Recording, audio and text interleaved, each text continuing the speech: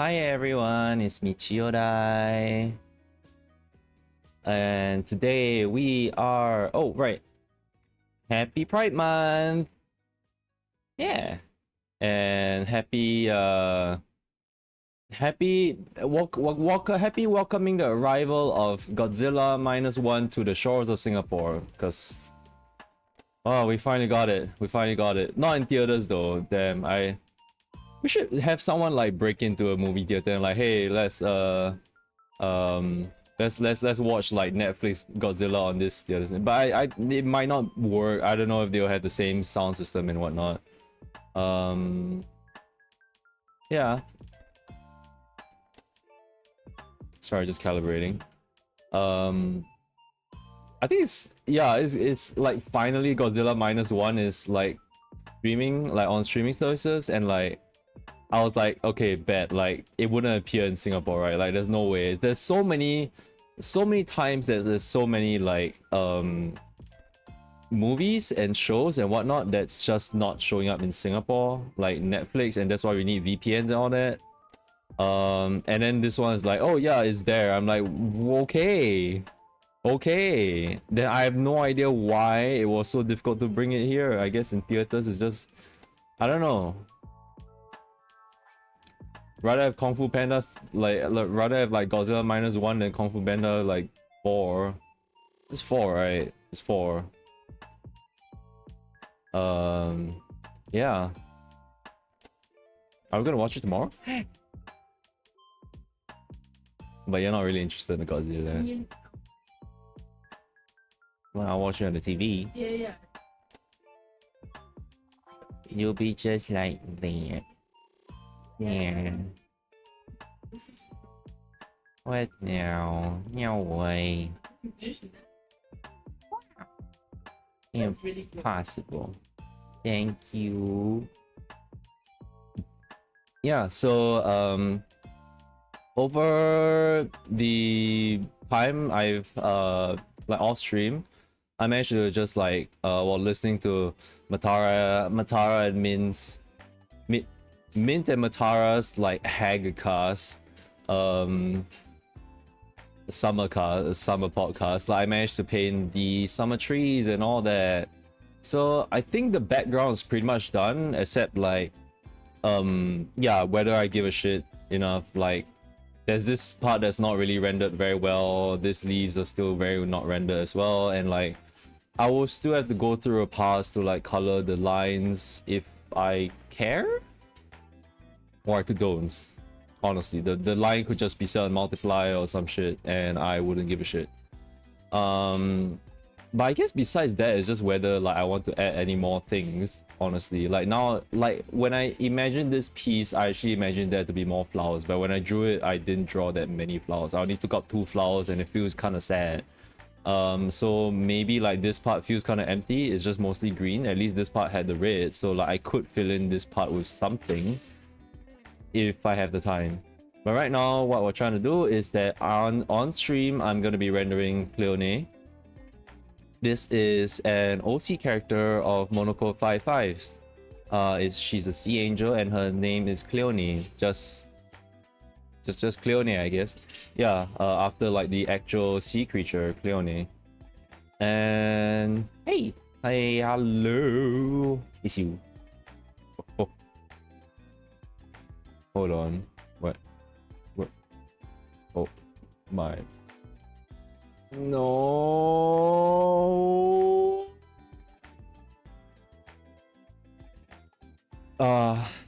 We have a friend who's like trying to clear top now on FF14, like the Omega Ultimate raid, and that was so close.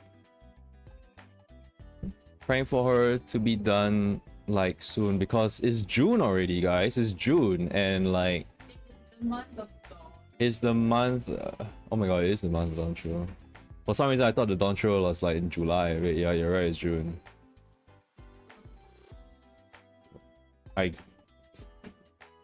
Yeah, and I can't play with you. No. I don't know about streaming, but I'll talk about that another time. Yeah, Monster Hunter first. So I've also like the parfait being like flat color was like a huge eyesore for me. So after a while, so I was like, you know what? I'm just gonna like flat color it in and just like, okay, so this is kind of the color scheme that I was trying to go for. I don't know if I even eat this. I honestly, I kind of find it like kind of gross. I don't know. I don't know. It's got mango. I like mango though. Yeah. So right now today we are going to be rendering Cleone's top and the shoe. I feel like leaving the shoe to last. I rather like focus on the top. The top might be fast. I forgot about the hair. If there's time, I'll focus on the hair instead of the parfait. So let's get to it. Let's get to it then. Did I not name this anything? I'll just name it white. Okay. I have a spoon as well. In all caps, white. Okay. Some noise going on outside. I don't know if it's just... Sounds like there's some bulldozing happening outside. I don't know what the hell is going on. So yeah, we're here to talk about Monster Hunter Wilds. There's new stuff. So this is gonna be quite a long stream. I started earlier. I was not expecting there to be that much Monster Hunter stuff to talk about. From like, you know, I would say the trailer was kind of like, it was okay. It's a snippet. We're gonna get more news later on. But yeah, if it's a long enough stream and I actually run out of stuff to talk about Monster Hunter, then I am going to talk mad shit about Reverse 1999. So like, if you can stop me from like talking shit about Reverse 1999, then let's keep talking about like Monster Hunter. Just like, yeah, I'm pissed about that game. So like, if you want to, yeah. So like talking about Monster Hunter instead of Reverse. So if you don't know, the Monster Hunter Wilds trailer came out this Friday, on Friday. Yeah. Oh, sorry. Bless you. I don't know why I said sorry. I was supposed to say bless you. Excuse you. Basically the last time that we got any Monster Hunter Wild news, it was from the crappy Game Awards, and like that Monster Hunter Wilds trailer there was like the only best thing. I mean, there's probably a bunch of other best things, but I really can't remember anything else. Like I don't particularly like the Game Awards there all that much. But yeah, once again, we're gonna get more news of Monster Hunter Wilds in the Jeff Keighley shows. Summer Game Fest. I'd rather him do shows than Game Awards. Honestly, I don't care about Game Awards. Like, they are... Like, I feel like games is just like, the awards and shit is just a very preference kind of thing. I'm just like, yeah, like when a game comes out, you're just like, you know, like, oh, okay, this is the Game Awards. It's not the Game of the Year, it's the Game Award game. Like Last of Us, like that, and Red Dead Redemption 2 and shit. Yeah.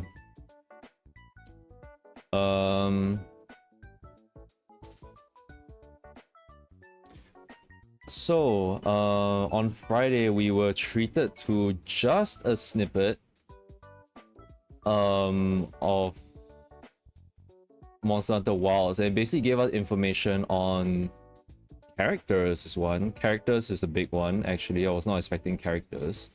New gameplay. I would say it doesn't show that much of the gameplay, but at the same time, it's enough to get people like me talking. So besides that, some new monsters as well. That's cool.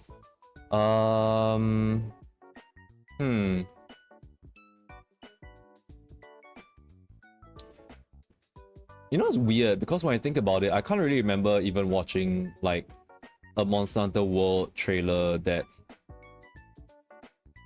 I don't really remember Monster Hunter World trailers apart from like the first one and like the beta test that we were shown like on the Capcom channel or something like that. Besides that, nah, I don't think we really got much of a like there probably is a world like I think there's a world trailer, but it's like it was focused on like Zora Magdaros and shit, and like it didn't even show Nergigante, I think. So that was interesting.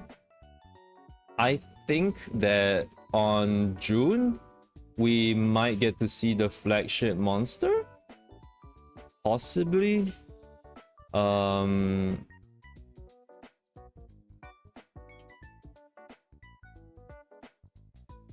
It's possible. Okay, I'm just kind of thinking like where do I start, because the notes that I've written down is like I'm not gonna be talking about this as like, oh, a review, a retrospective like you see from RX Gaming or everything, or like, oh, like all the things in the trailer. I'm just here to talk as a fan, like see the stuff that is, and say the stuff that I like. So I think the very first thing that I would say is, and actually the very first thing that I actually didn't even really notice, surprisingly, is Little Miss Forge. Everyone claps, she's back. She's back, yatta! Yippee! Well, we don't really have much of confirmation for that. Her name is not Little Miss Forge. She ain't little no more. She might not be a miss, who knows? People want her to be a miss. I don't know. I'm glad that people are liking her and like, you know, like saying like, oh shit, waifu.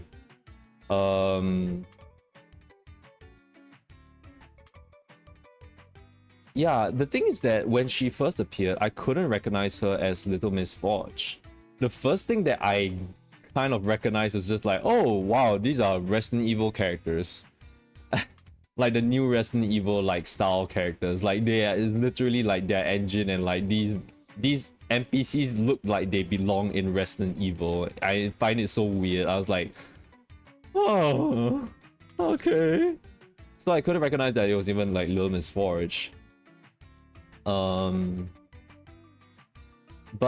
from what people have been showing online and stuff, and like the clues that they've gathered, it seems very much likely that Kelly and her GF go off to get a cup of joe.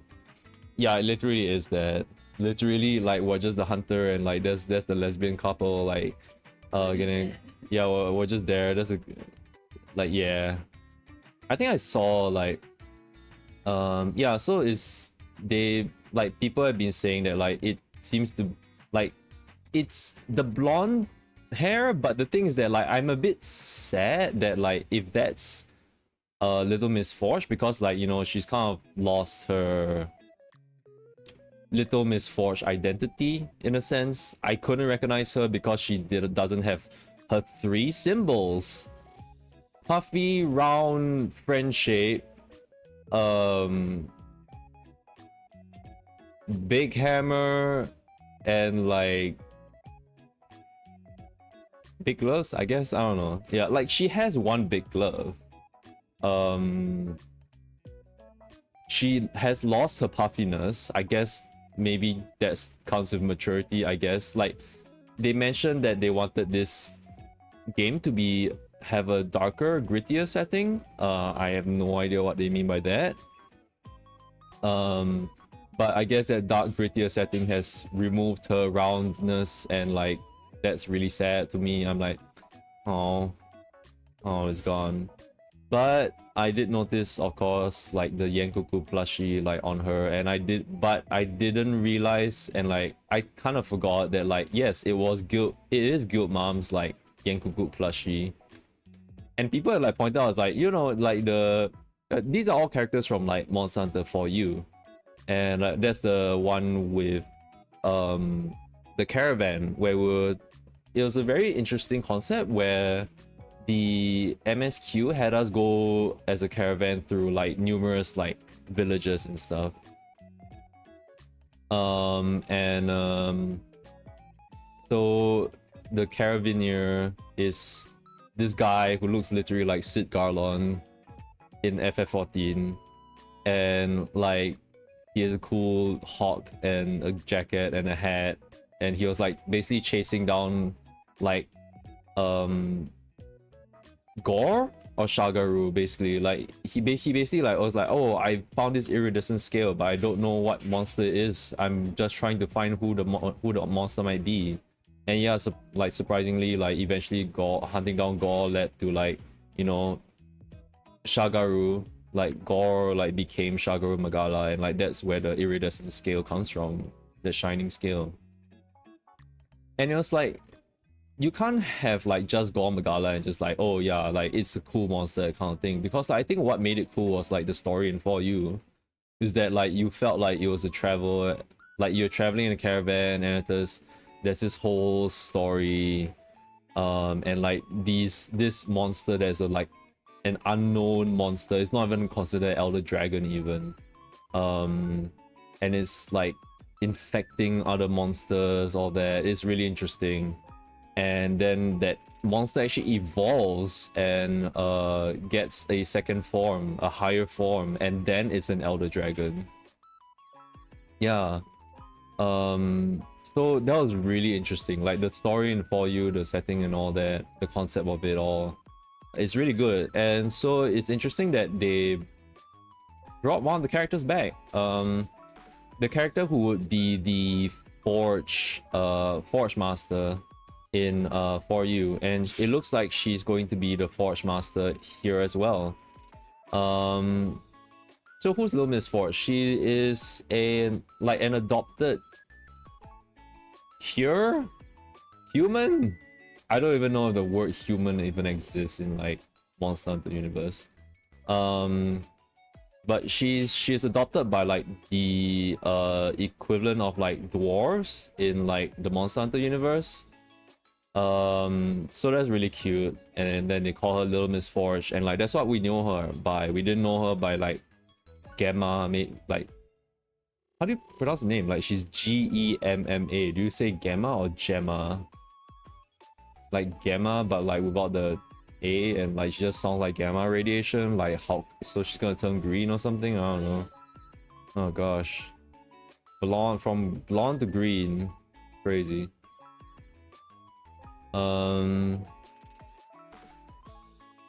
Yeah, so besides that, like people have pointed out that she seems to be wearing the Caravanner's like jacket, the Caravanner being like the Sid Garland lookalike. So that's interesting. I don't know how much of that is true, honestly. It's kind of interesting. I don't know what that would imply. I don't know, because at least at the very end of like For You, where we saw Little Miss Forge, is like she went back to the Dwarven city to continue dwarving and like forging the craziest Dragonators that ever lived, like, or something. That's about it. Like we don't see her like continuing with the Caravaneer. Like Caravaneer like just goes on to like do like JoJo or like Stardust Crusaders. He also looks like Joseph Joestar in like JoJo, man. It's like there was some references for that guy. I mean, he came out before FF14 Sid Garland, to be fair. He just looks like, you know, but yeah, it's kind of funny. You can like look him up and it just like, he looks just like Sid Garland. It's really funny. Yeah, and the thing is that like there was another post that was like, oh yeah, like the handler person looks like Guild Mom. I'm like,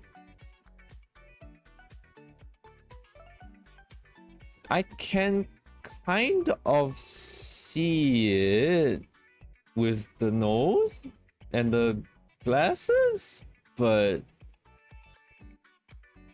would she? I like, she looks really young. She looks to be the same age as like Gamma, so like I don't know, unless Guild Mom is actually like, when we saw her she was like literally 4 years old or something like that. I mean, she's still at Yenkoku plushie, so we know she's mentally there. Damn. Means you're 3 years old. And I'm proud of it. Yeah. Yeah.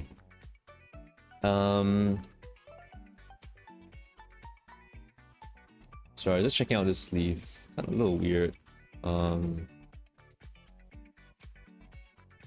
Let's give me a sec.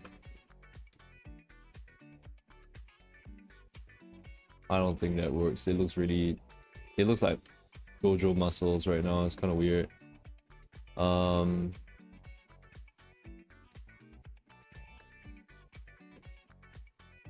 think that this can like chill a bit. I don't need it to be that.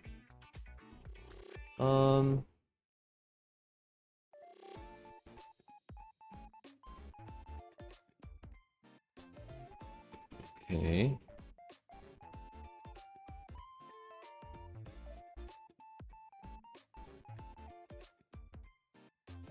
What else is there? Resident Evil. There was a character that seemed I didn't recognize as well until I saw like people on Twitter say that the guy in that flashback, there was this guy that was like talking to the hunter in this black and white flashback, which is very reminiscent of Resident Evil 5 also. It was like bruh, what the fuck. He is apparently the Lancer from like the elite, like you know, the elite group of hunters from like 4U, the one with the ace cadet following him. And like he has the same hair apparently. I couldn't tell. I was like, oh shit, yeah, he does have the same hair. Is it actually him? I was like, huh, okay. That's really interesting. So seeing like recurring characters come back, like the only recurring character that we had come back like from last time was the A-lister. And he was just kind of there, that's it. He didn't really provide anything too much. He was just like,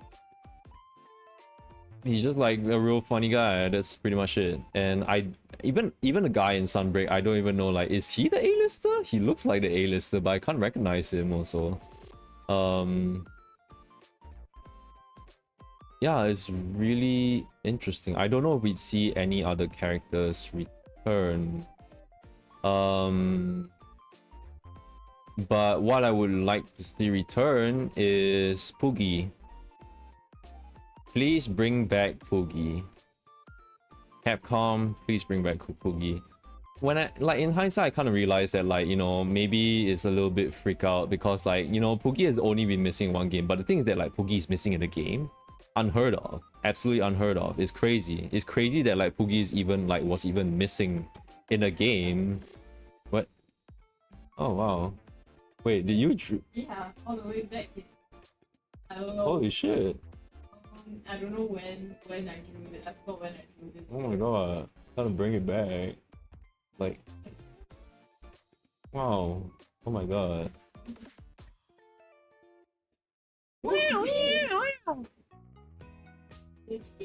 Okay.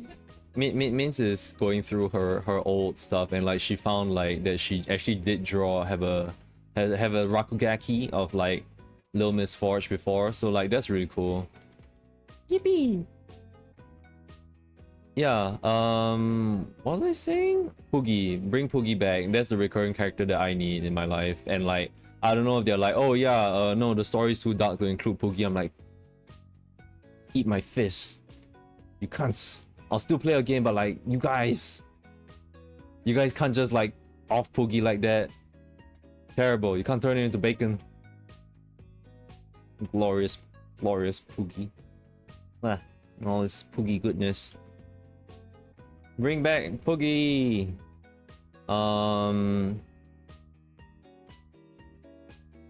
Besides Poogie, surprisingly, it's really funny that we didn't notice it until like we went to Twitter.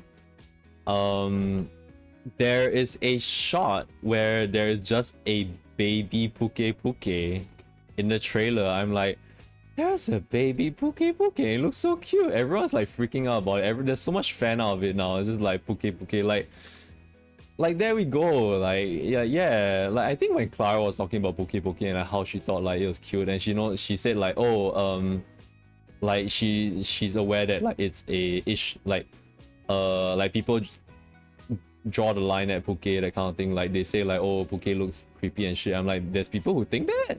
Really? Because like Poke is really cute, and I'm like, what? And that is like now there's like Poke's back with like a baby form. It's so tiny, so cute and so round. I can't believe it. It's so adorable. It's so cute. Bringing it back. Yeah. Wait. No, yeah, there was Poke in Rise, right? Or Sunbreak? Poke. Right, yeah, it was in base Rise. Oh yeah, that's true.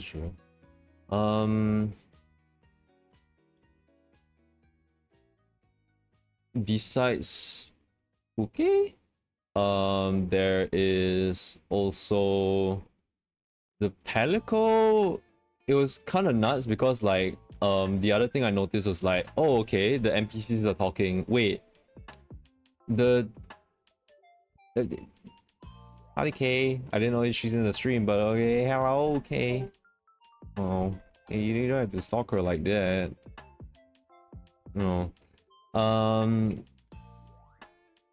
What was it? Yeah, like the one thing I noticed was that like the NPCs are talking and then suddenly the cat is talking and like the Palico talks and like it's confirmed. It's like, yeah, the Palico can talk. I'm like human words. I'm like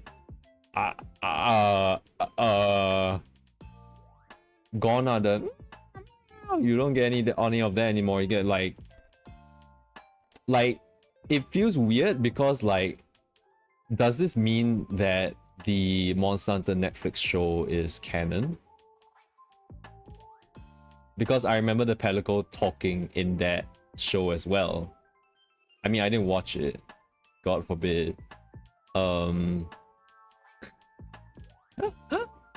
Wave.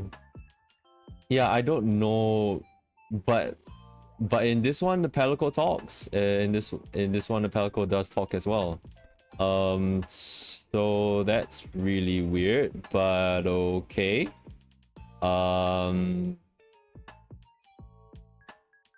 I guess Naviru is real. Naviru is not Naviru is not Palico. Naviru is like a Kezu or some shit. Nabiru. Nabiru from FF. No. From Monster Hunter Stories. From Final Fantasy Stories 2. Yeah. But I could say in that sense that like Nabiru is actually a Kirin as well. Maybe he's closer to a Raja, honestly. He's a mammal after all. Yeah. What? Palicos are humans? Excuse me? We are not mammals. We are cats. Anyway. Yeah, the Palico talks is really weird. It will take some time to get used to that, but I guess there's Monster Hunter Stories. Maybe that's why they're dropping Monster Hunter Stories to like kind of like lessen the shock, you know. It's just like, yeah, this guy talks. If you wanna hear the Palico talk, you can play our other game where Palicos does talk. Do talk. Meow? Yeah, it's weird. Crazy. Cat's talking. Actual talking. And another surprising thing is that the hunter ends up talking. I was like, wait, is that the hunter talking? Like, like our hunter has never talked before. They were still a silent protagonist. So this is the first time in any Monster Hunter universe, any time that like the hunter actually talks words, proper words, and like I rather the Monster Hunter, like the hunter actually like talks in Palico speak. They go meow meow nya nya. I think that would be better. No, yeah, but it's really I need to get used to that. Interesting, but I guess it's, you know, to make you more invested in the story. I don't know. The thing is that like the Monster Hunter, they've always really liked to like try to delve more into the story and all that, and like I think it's good for them because honestly, like it's not really something that's asked for. Maybe it was asked for like before For You, but For You, when For You came out, it actually had like a really good proper story. It was the first one with a proper story, and then now it's kind of their focus. I don't know. Like World, in the end, I would think that World has a really good story. And it really binds everything together. So for this one, I don't know, we'll just have to keep an eye out about it. Rise's story?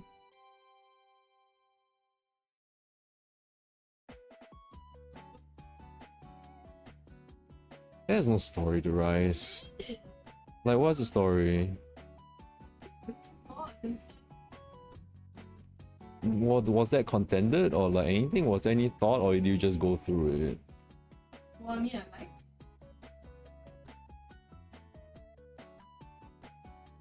But it's kind of just like it's kind of like even the end of like Rise, it was like you don't even understand what's going on or so.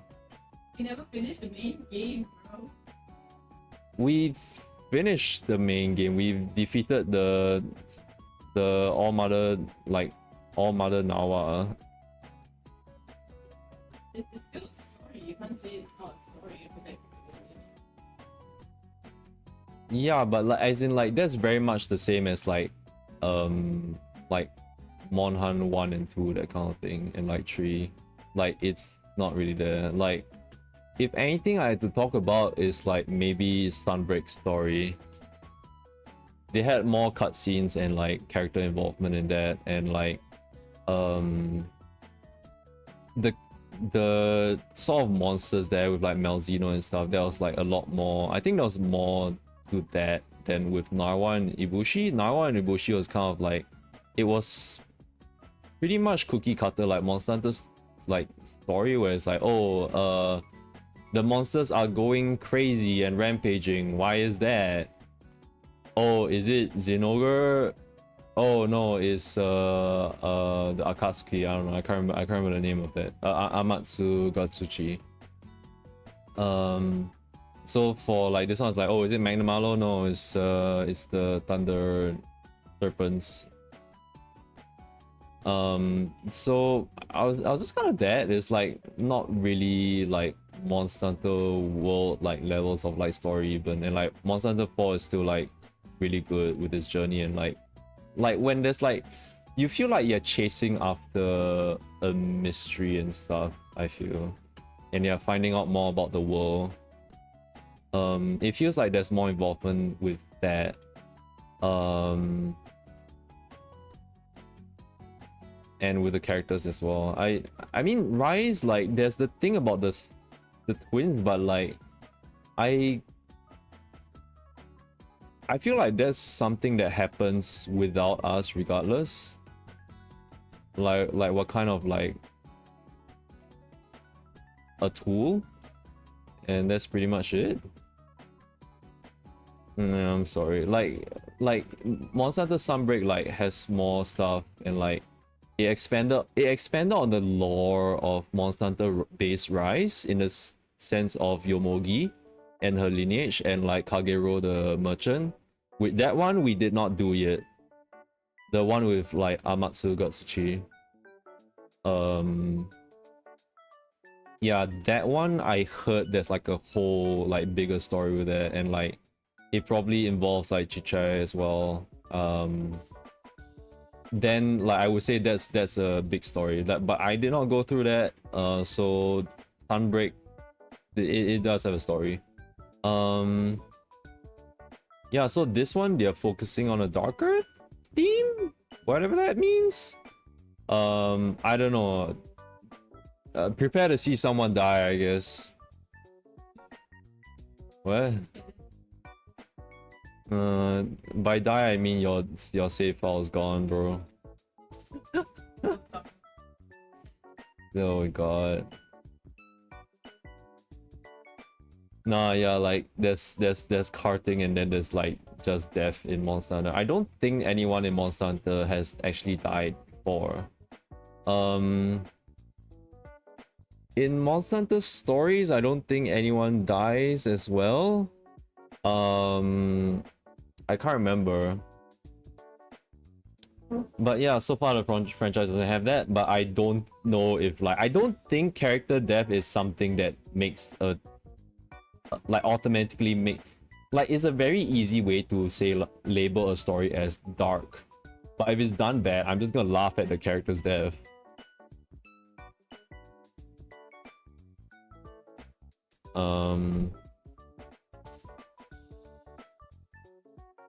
Yeah, I hope the writing would be okay. I have nothing to base it off from. Yeah, people die. Yeah. But I feel like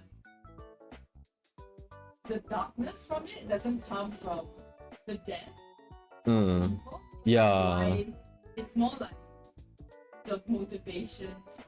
Yeah, like Yami Yogi, right? Yeah. Like Yami Yogi's like story is dark. Yeah. You really saw it dark. Yeah, Yami Yogi. Yeah. Yanni Yogi in like Ace Attorneys, like his story was dark. Yeah, so I'm just saying it's a cheap thing, but like I would hope that they don't do like character kill off thing, but rather like something dark is happening lah. I mean, I hope it's not just like, oh yeah, wait, did we say the story is dark? No, we just mean the setting, because the setting is like basically there seems to be like 2 weather systems in each locale or something like that, where there is like first we're kind of treated to like a desert slash savannah kind of locale from what we've seen. And I guess what they're saying is that like, you know, when it changes to like the dark mode or something, it's like it's the weather and the locale is more unforgiving. There is a food shortage of something. I don't heckin' know. And that is like the monsters are more aggressive, I suppose. And you see the hunter and the other herbivore monsters like running away from that that sandstorm and stuff. So that's one of the darker parts that they've explicitly said, besides the story. Yeah, it's interesting that they have this. I mean, Worlds Rise and all that has a weather system already inside, but this one is something where it's like, oh, it will affect the monster behavior and such as well. So like they've implemented even more like into the living ecosystem and stuff. Yeah, and I think the other interesting thing that they pointed out was that like, oh, monsters will form packs and stuff. And like, yeah, from what we've seen in the trailer, it seems that with the new monster Doshaguma,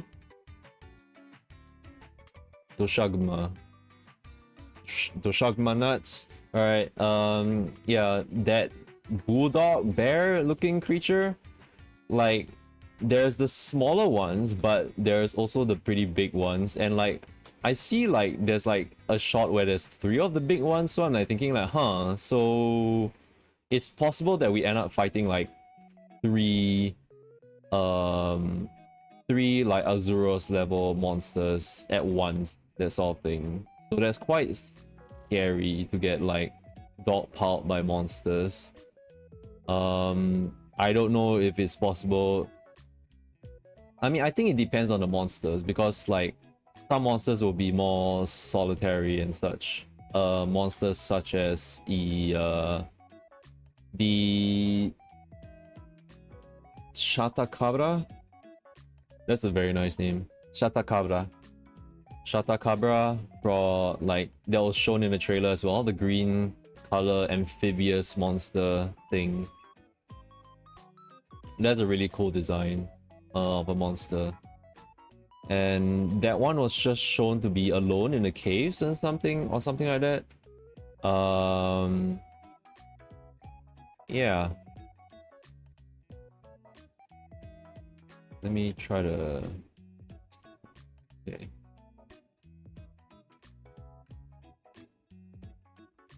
Yeah, so things... Basically, one thing that like I'm just gonna wait until June the 5th. Oh wait, no, June 7th. June 7th is Summer Game Fest. Literally a week from now. So that's why they'll be showing off more info. Basically, the info that I'm kind of like wondering is that like, are we like, how's the whole world system work? Is it an open world Monster Hunter? Are there still just like fixed maps? Where is the camp? Can we fast travel? When we call in hunters, do they have to enter the room? Are there rooms to fight monsters in? There's a lot of questions with that, which it hurts my mind trying to speculate that, so I'm not gonna bother. But those are some questions. Yeah, basically the big thing is that like we get to see a lot more of the world. I realize like it's kind of dawning onto me how big the world is. In the first trailer, we saw a desert. We got a very far shot of stuff, but like to me it kind of depends. Like it can be a ruse, you know. It can be like they show you that big circle in the background and it's like something that you can never go to. But like looking at this now, I'm like thinking like, how big is this map? I have no idea how big it is. And like, are we on this map the same time every time? Is it going to change?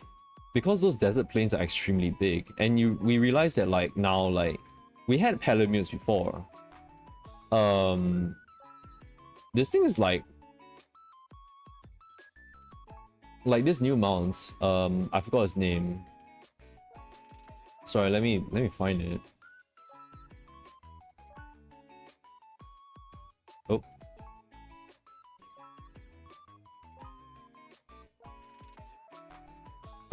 The Secret. Oh my god, it's called like Sacred or something. Seikret. Sacred. Sacred. Like it's the new like chocobo mount in Monster Hunter, and like it has a cunty look on his face. Hell yeah. It looks really good. It looks really good. Like we got new shots of it and stuff. Looks really good. It has better traversal than the Palamutes does. Like I remember in the first trailer, it can like float down from like jumps and stuff. It can jump around through rocks, and like very difficult to traverse like areas.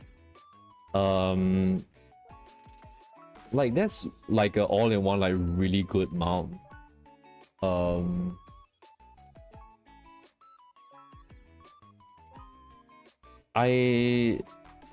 Yeah, so like having a mount like that just also makes me like just like wonder like how big is this world going to be. It's crazy. I'm definitely gonna get it on the PS5. That's not gonna suffer there. Hold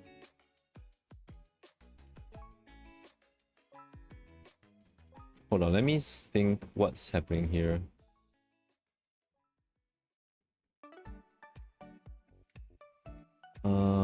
Give me a sec.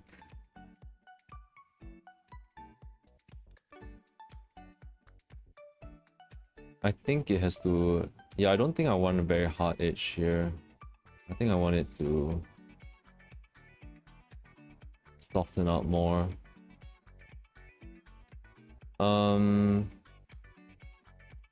Yeah, that's the big question, is like how big are these locales? How big are these things gonna be? Like back then we had these we could fly in on like drakes and stuff.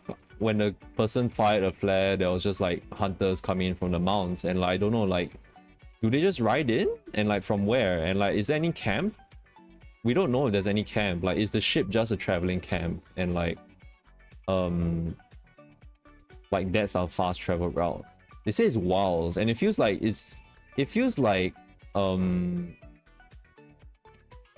well, at least how it was done in like 4U was that like, yeah, your caravan would just move to locale and like just set up shop there. It would just sit there and set up shop. That's how it's like fake mobility in a sense. It's not exactly a mobile ship, you know. It's a caravan. It just sets up shop. For this one, I'm not sure.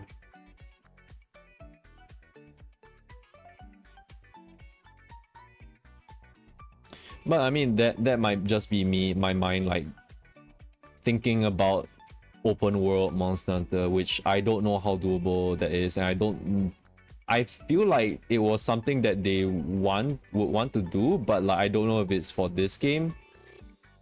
But this game really seems to be selling it on that like an open world kind of thing. Like if you send off a SOS flare and like some players are nearby, that as they join in, like that would be kind of cool. Like there's no room set up or anything like that. It's just if you set up an SOS flare, they'll open up the fight to anyone around nearby looking for a grab, right? And they cancel on you or some shit. Yeah. So there's that. What else is there? I don't know. It's fast travel. Let me think. All workshop journey. Okay, I mentioned like the new monsters that we saw earlier.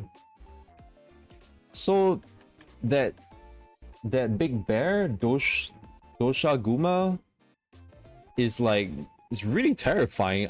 I'm surprised at like all these screenshots of like the Monster Hunter trailer, and like its mouth is just getting bigger and bigger. It's like the Gamagori, but like a giant, that the mouth is the Gamagori. Not the bear, it's just the mouth. It's really, really scary. Especially because I can't see his eyes. I don't know where the frick his eyes are. In fact, like, it looks a lot like a Resident Evil monster. It looks like a Resident Evil monster, man. It's so terrifying. It looks so terrifying. And like, if we had to fight 3 of them, I'm like, yeah, I'm getting on my Secret and like running.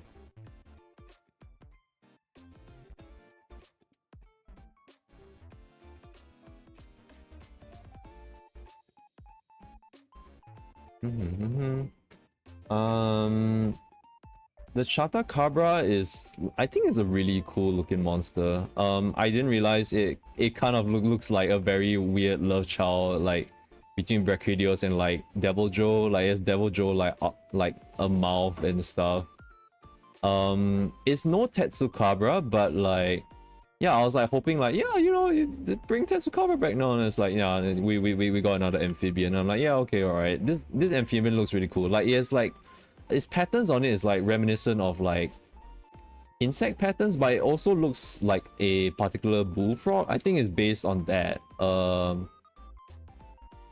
There's a bullfrog with that kind of pattern. I'm pretty sure I've seen it before, and especially like with its how its body looks like is, it looks like one of the bullfrogs as well. I don't know, I would have to search it up or something, but yeah, it does. It's like spiked or horned bullfrog or something like that. It's really interesting. And like I think when they said, like, they sort of described the monster, they said that like, oh yeah, it would pick up rocks onto its arms and whatnot. Like it would basically salivate over its like arms, and that is, it would as it's trudging through like a freaking gorilla. It's so funny that it's like, it looks like a gorilla as well. It's like a amphibious gorilla with a crocodile head even. Like it will gather rocks on its arms and it will just form a gauntlet, like a makeshift like rocky gauntlet. So that's really interesting. Can't wait to break that and like make that thing fall, I guess. And I find it kind of funny because like in the previous stream I was talking about how like, oh yeah, when a new Monster Hunter game comes out, then like oh, what if I do like cooking stream and like to cook the monster that we just hunted or that kind of thing. And like I was like, oh, afraid that like, oh yeah, like what if they actually bring like Gyacrus back and like there's a crocodile, I have to learn how to cook crocodile meat and prepare crocodile meat and stuff, and it's just like, that's scary. And it is now like the first like new monster that they shown up is like a frog crocodile, and I'm like, man, I don't even want to know how to like serve up frogs or crocodiles. I don't want to know, man. I'm not up for that. I'm not that strong. I'm no dungeon meshy. I wish I was that strong.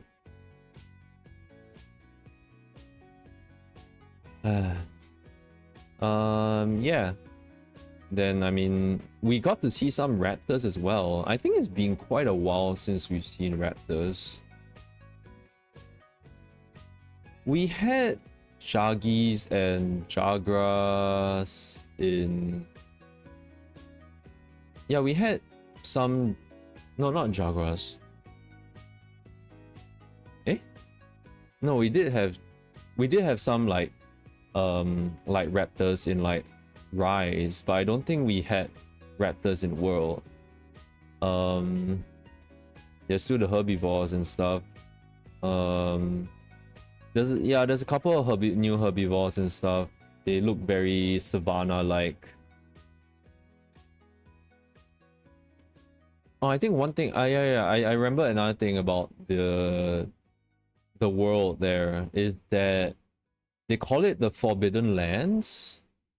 I don't know why they would call it Forbidden Lands. It's kind of, like maybe it's just forbidden because it's just that a very difficult and like unrelenting and merciless, like, you know, land to like traverse. And like we are a hunter that's tasked to go there for like whatever reason that is. Sorry, let me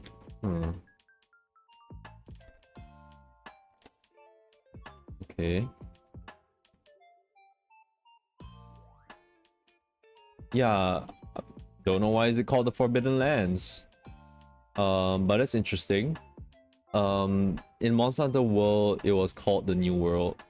I thought this would be like considered a new world as well, but apparently it's the Forbidden Land. I don't know why. Maybe there's some... It would be absolutely nuts if we get some lore drops to the...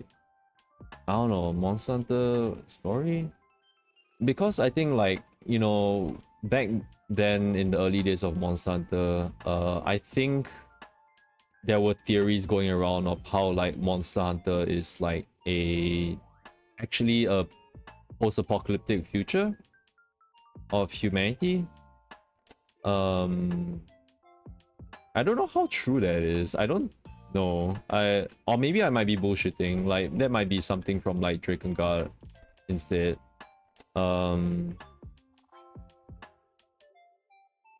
Yeah, I don't know. I don't know why is it called the Forbidden Lands. It might just be, oh, Forbidden Lands because of like the gods deemed it forbidden, and it's just like that's it. I'm like, oh, okay, that's actually nothing then. That actually means nothing.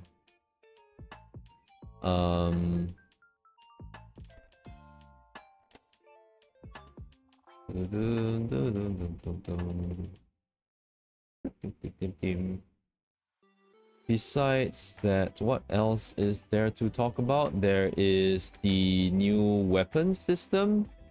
So the first thing that we see from the weapon system is that you can equip 2 weapons.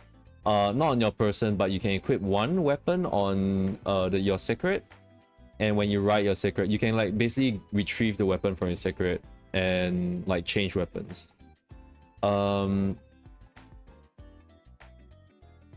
that's interesting, like to see that like people were right and what we thought was correct when we saw that light bowgun in like the holster during the first trailer. It actually meant that you could bring two weapons into this. And I think the thing about that makes me think about it being an open world like Monster Hunter that doesn't have any camps is that back in World you are able to back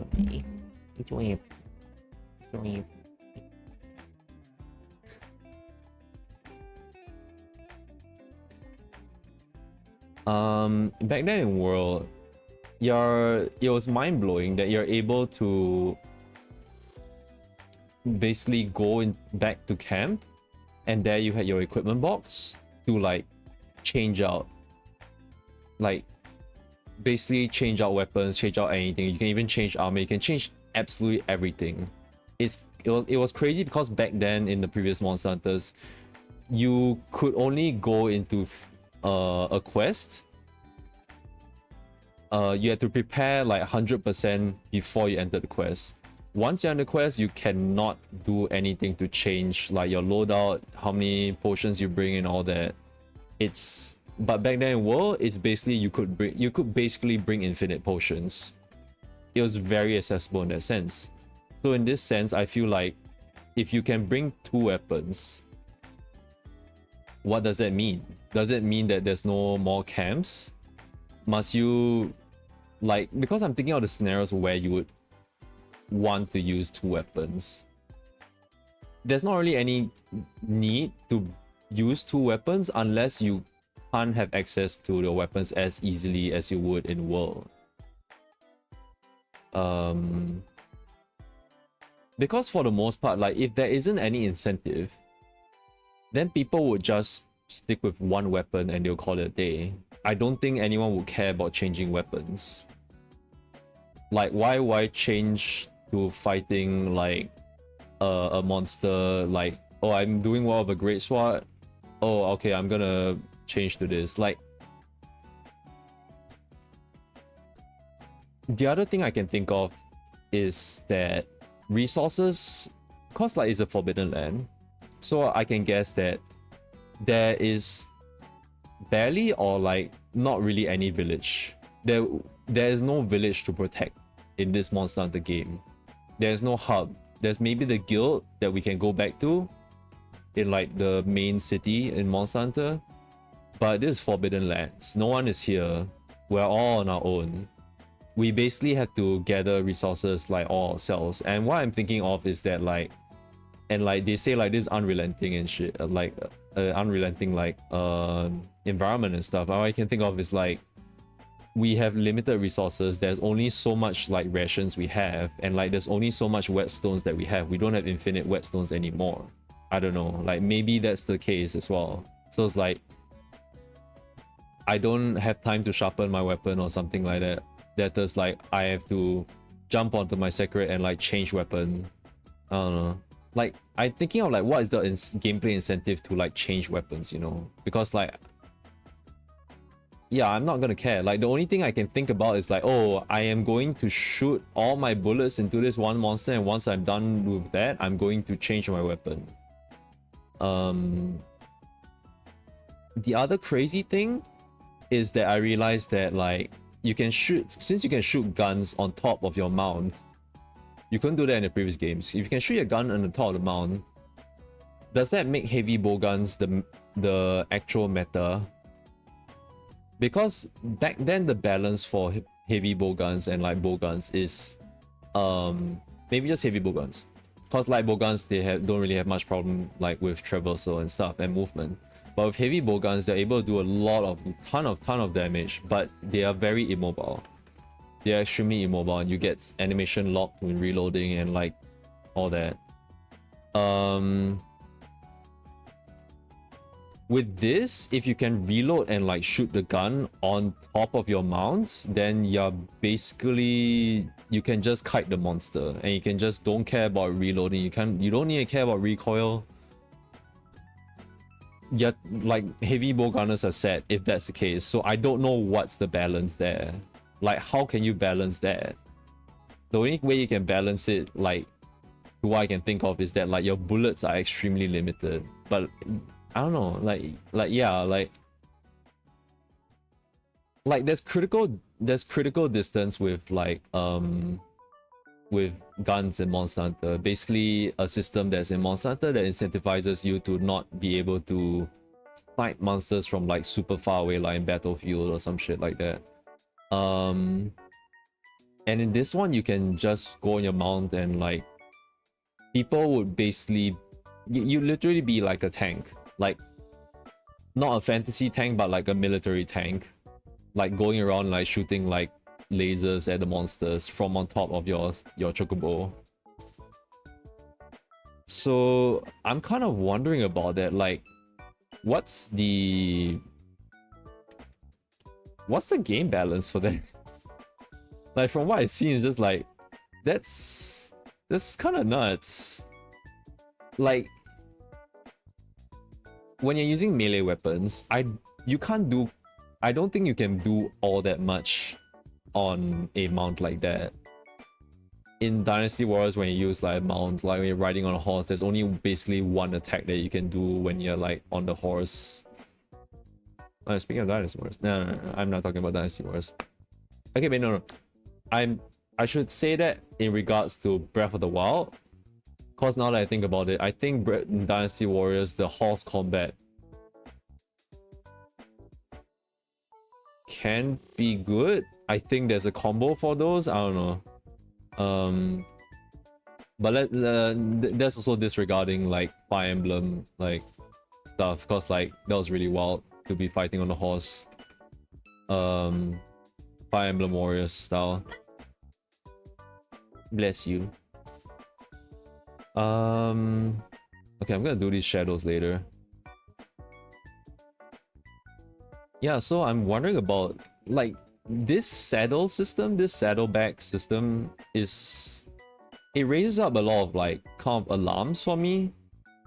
In a sense where I don't know what the gameplay balance is, or like what does it hint at the gameplay. Like does it mean that there's no camp to change your weapons? Does it mean that bowguns, heavy bowguns are gonna be the absolute craziest shit ever? There's no way they're gonna nerf heavy bowguns damage because of that. If they did that, no one's gonna play heavy bowgun.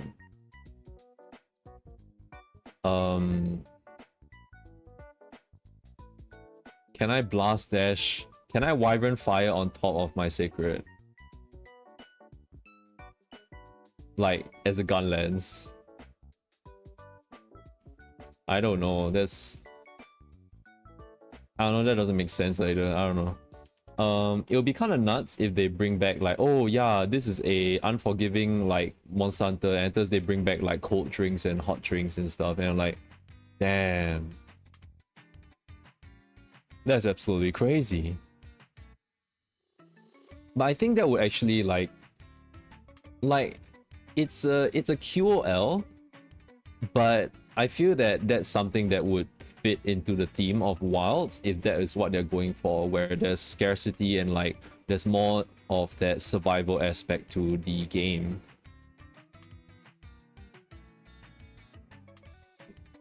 Boo. Where? Just drink it.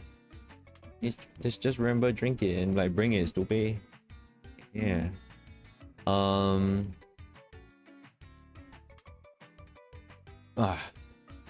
Yeah, I don't know. There's a lot of questions there. Let me try to figure this out again. Can I do this? No. Can I do this? I don't want to have a little slight dippery nose here.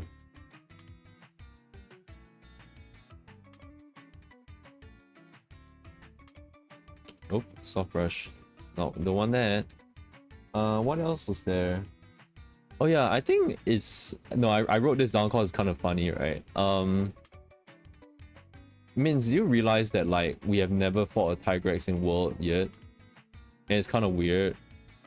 Yeah, like it's kind of weird that like a staple like one of the staple. It is, but it comes like post game, one of those post game kind of things. Like I think like, how can this be? Yeah, it's crazy. Yeah, cause like in the earlier games, like Tigrex was like a creature that like you'd have in 4 and stuff. Like it's really early on and all that. And like well, I'm just gonna say that like thankfully Kezu is not in world. Yeah, you realize that like Kezu's not in world at all, right? Yeah. Yeah. You know that it was in Rise, yeah. And that's why like I guess people were happy that it's in Rise. Like,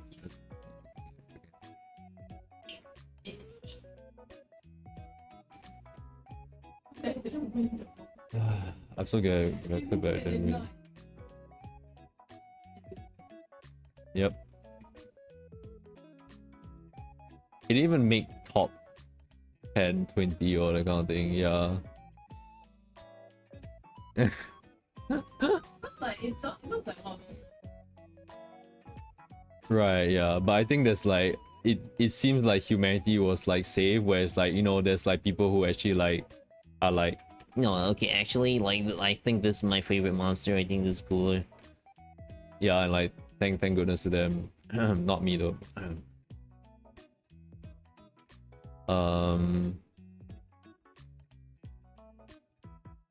Yeah, I think that's interesting.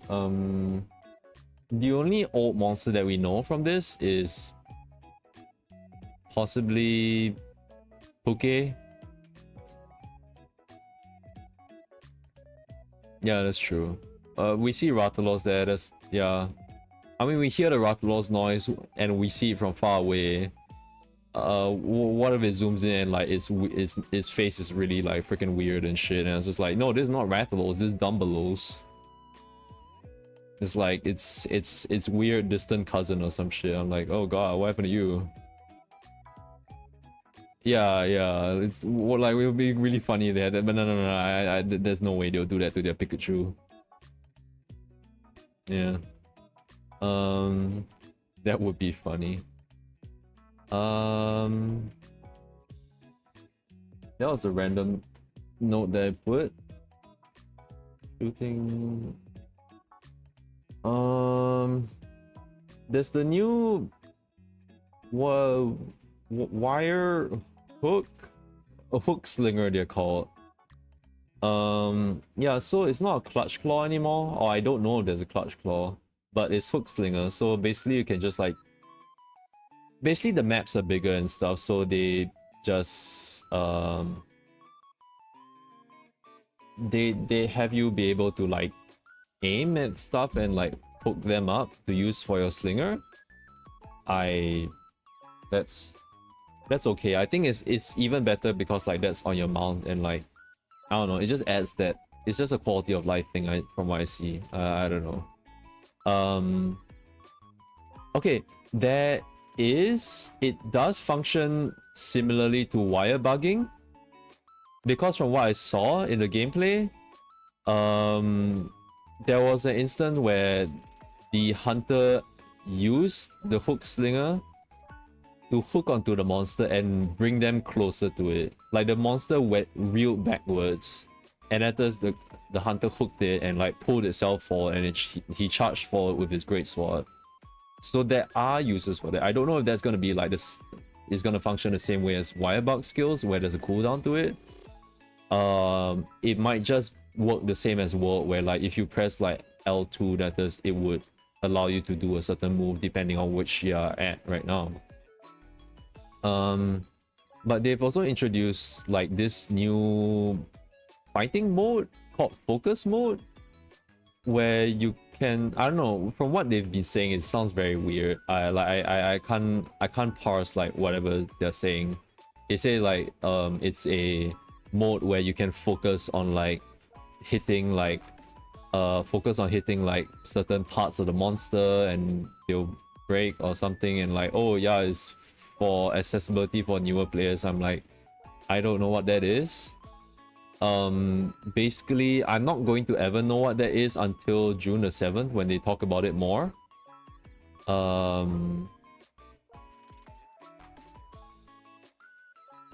Yeah.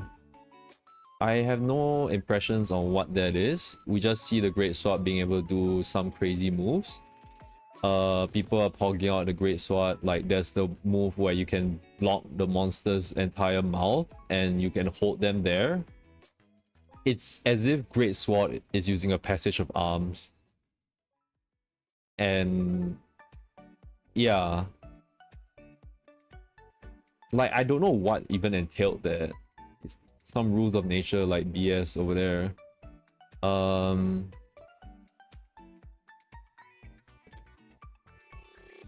They say that all 14 weapons are coming back.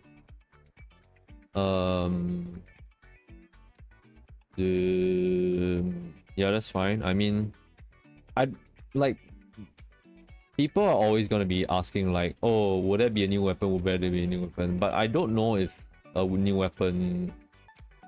I mean, we don't know yet. Maybe they'll reveal it. We have no idea.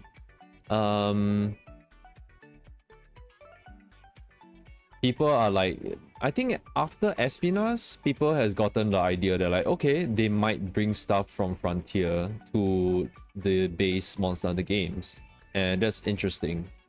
I don't know if they would bring the Tonfras from Frontier back because I honestly I have no idea how those work. They look cool. I like punchy, but I have no idea how they work. The game is very weird to me. It's not Monster Hunter. I feel like you're playing. It's an MMO.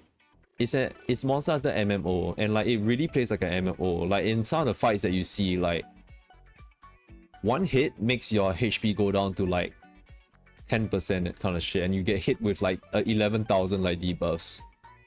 And like when you check like your hunter in there, is like they have like 10,000 like armor skills on and that kind of shit. I'm like, what is this MMO crap, man? Like, and like they probably have eye levels and like all that as well. I'm like, and like so I have no idea what the Tonfas do in that game. I don't know what Tonfas do in that game. Like they seem to have some aerial stuff in it. It might just be Frontier's version of like the Insect Glaive, because I don't think Frontier got Insect Glaive. I don't think they did. They are very stuck on Frontier is basically based on Monster Hunter 2, not even Try. I feel like I don't know if it's even based on Try Lamau. It's a really old like system and engine. I don't think this works here.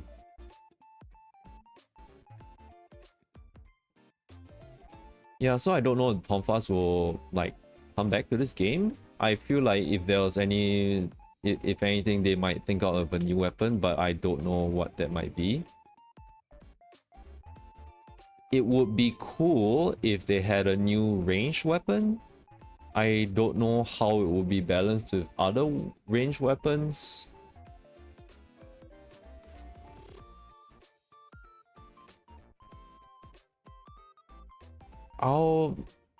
It's interesting to think about, but there's really just nothing to go off from.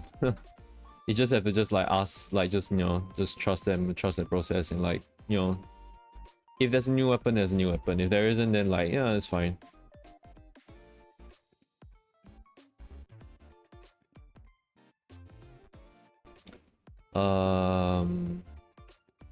Yeah, regardless, I don't know, like even if there's a weapon, like new weapon or something like that, I don't really main weapons in Monster Hunter anymore.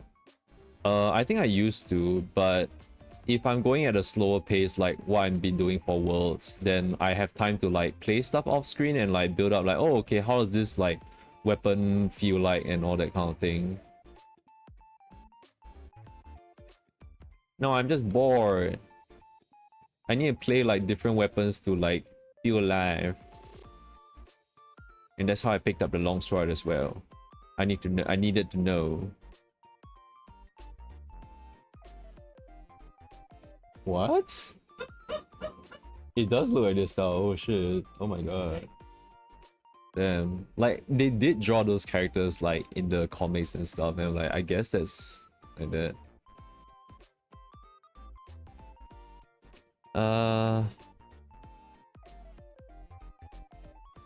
Yeah. Oh my goodness. It's all of a sudden like raunchy. Raunchy.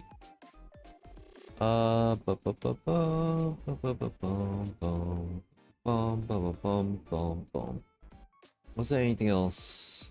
Do I want that? Yeah, I think it's better without this.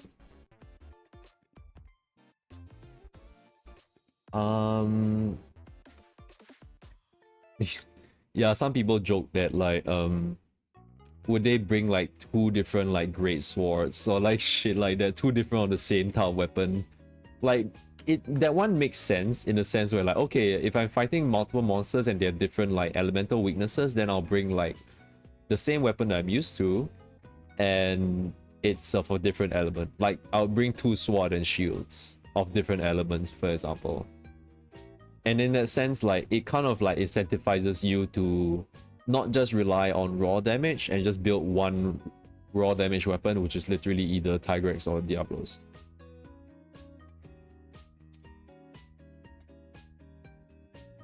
Or Bulldrome even. Or blast weapons, you know.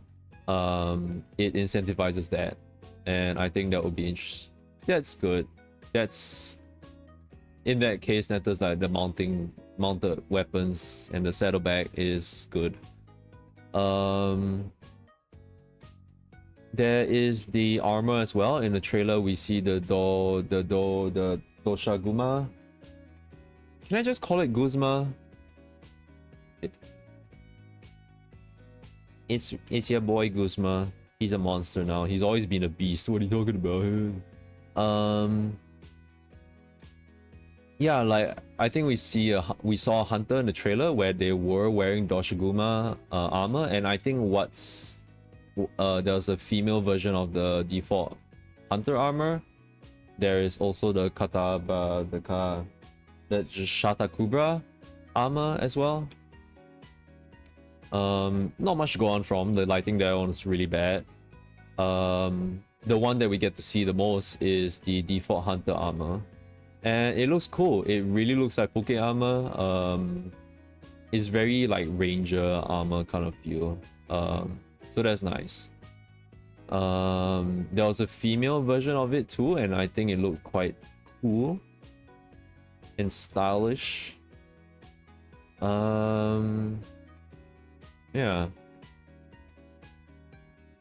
Okay, hold on. Do I want any? I think. Do I want to have some of this? Sorry for the sniffles. What else is there? Camps, ship journey, armor.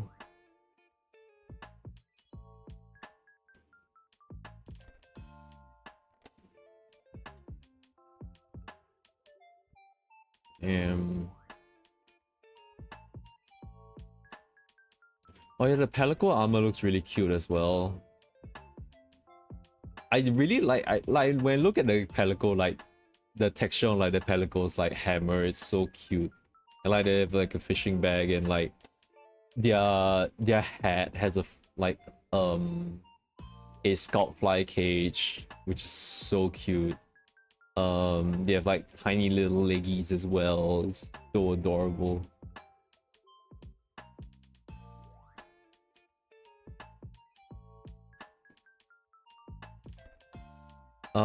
For the design of the NPCs that we've seen so far, like yeah, like what Min said like earlier on today was like earlier on the stream was like, oh, they just out to get a cup of joe. It's like, yeah, it just looks like very modern, like casual city wear. I don't know, like maybe that's it. They came from the city and they just look right like that. I don't know. That was kind of off-putting. I don't know what to feel about that. I like when they took away like Little Miss Forge's like roundish design. Like same thing that I said. Is like not too big of a fan of that. We'll just see how. I don't know. I just feel like the the way they've been making the characters, like they look very different. They look like Resident Evil characters, but I think that's fine because when World came out, the characters looked different from like how we were used to like the Monster Hunter characters looking as in the past games as well.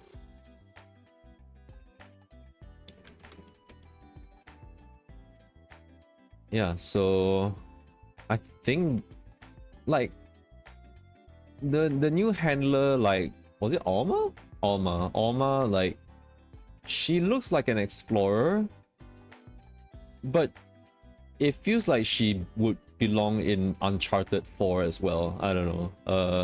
Or like Lara Croft. It's kind of weird. It's like it's very modern, like she's there with a hoodie and stuff, and like she doesn't look like the handler. They don't look like they're wearing monster parts, you know. The handler, like you can tell like she's wearing like some, she definitely has some like monster parts here and there, all that, and like she's fitted out for exploring. She looks like that. For Alma, she really looks like she's just going to a library, man.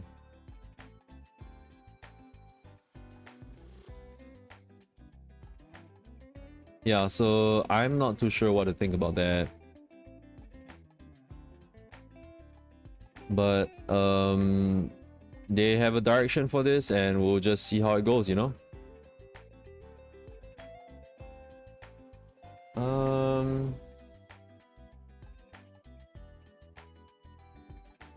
What else? What else? Did I really talk about everything Monster Hunter already? Jeez, really? Gosh, I have no idea.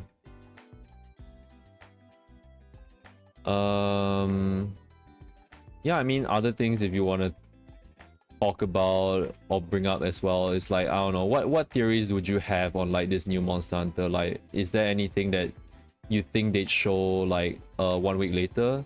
And like, what do you think of the mount system? What do you think of the dual, the double weapon sort of system that they have? Because I feel like that's so far the biggest thing for the gameplay, in terms of the gameplay.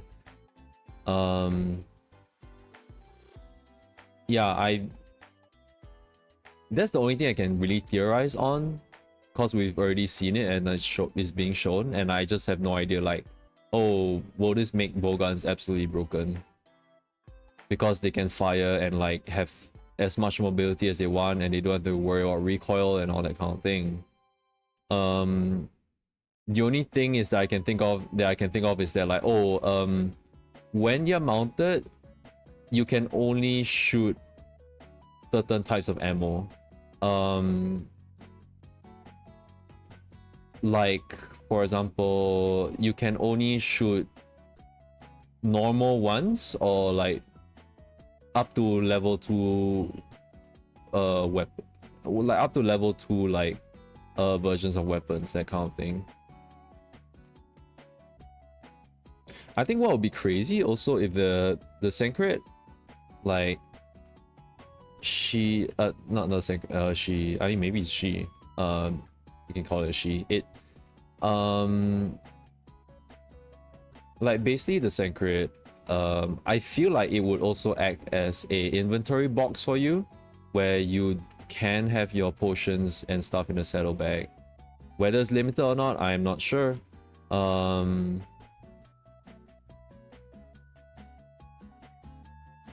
Yeah, so like that's also beneficial to bowgunners, that they can bring more ammo into a fight. Bowgunners be winning. Like you saw the greatsword and all that. Like for me, I look at that mounted like shooting and I'm like, every weapon is dead now. Like what's stopping like 4 hunters from going around like a slow moving ass bear and like firing non-stop, like blah blah blah blah blah blah blah blah blah blah blah. One paralyzes it and they just like go around on the other side, blah blah blah blah blah blah blah. I'm like, bro.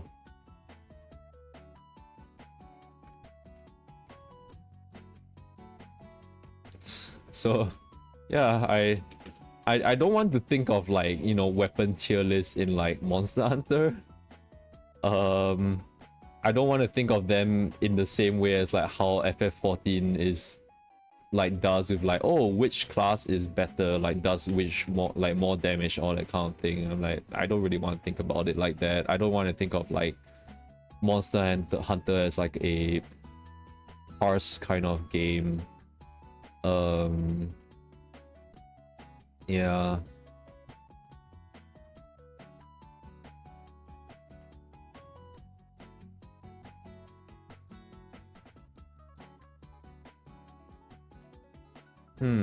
Okay, this is a bit too sharp. So I'm just gonna be like fumbling through here a little bit.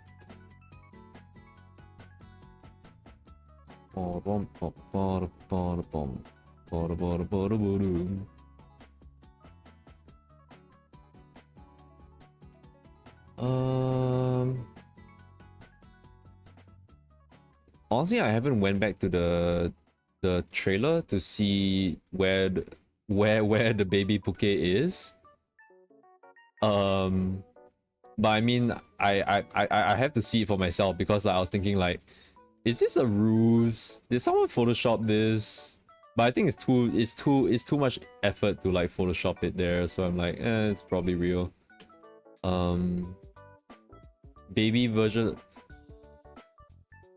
It would be interesting if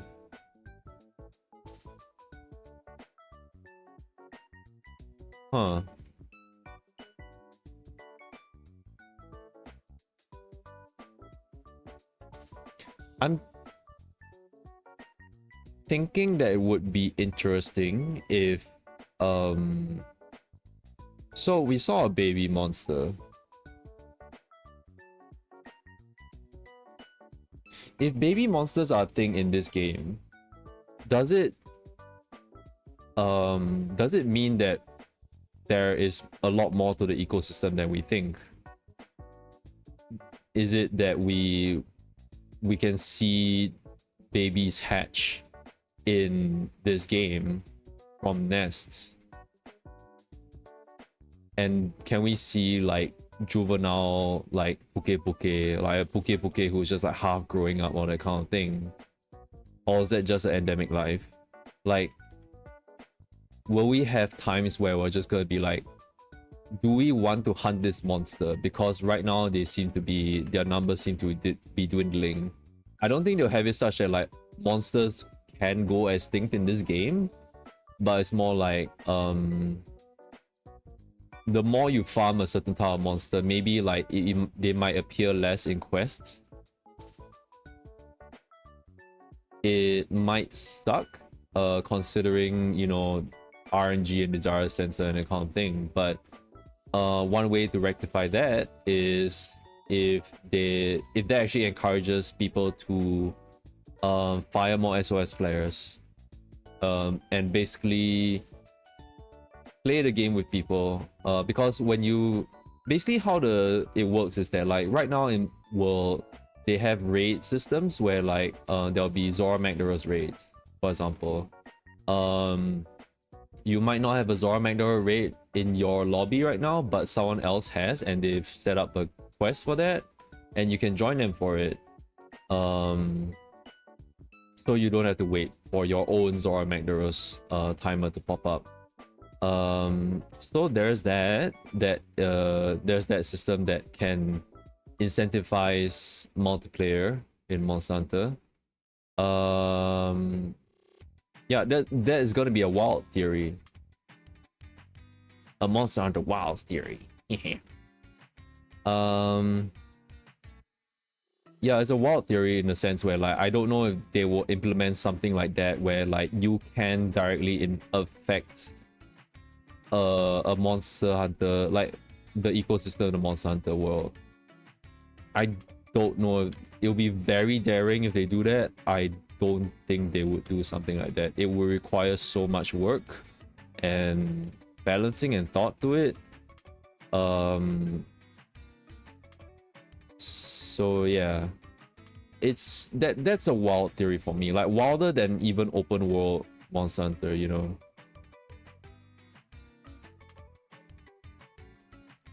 I think the open world Monster Hunter theory that I was thinking of is more in the sense not fully open world, but rather like the locales are just really big.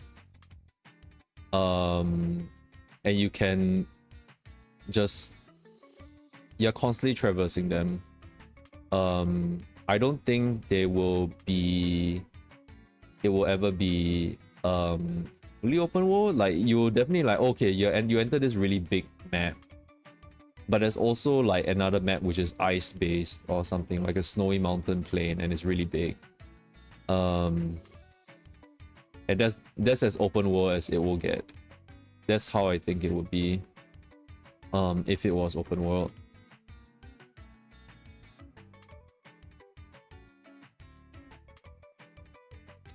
Yup.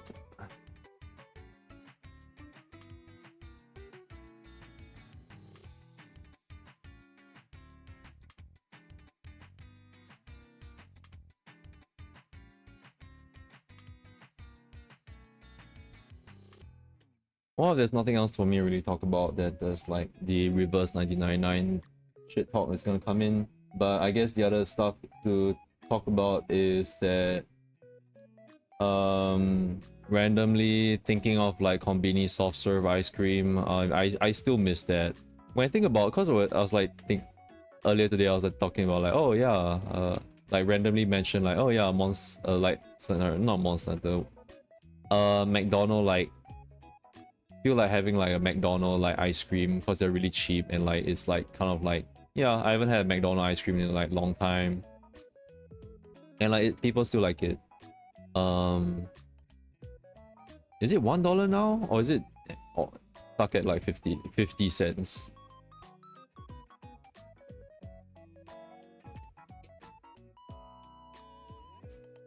Right, I'm not a person that goes for McDonald's ice cream either, so I am not sure.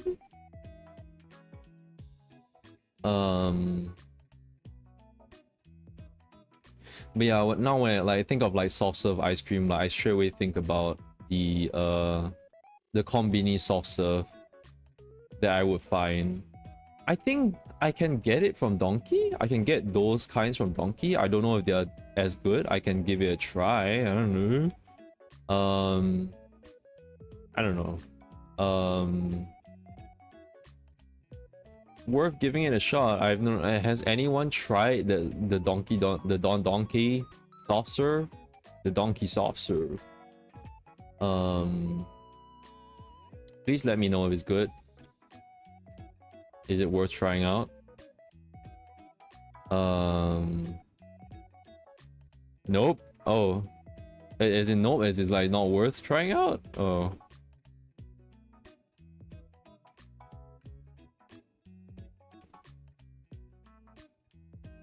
I haven't tried it though. Oh, okay. Yeah. I think one other ice cream that I can remember from Japan was last time when it was in summer, and I bought the popsicle, like the watermelon popsicle. Because I don't know, I can't remember why I did it.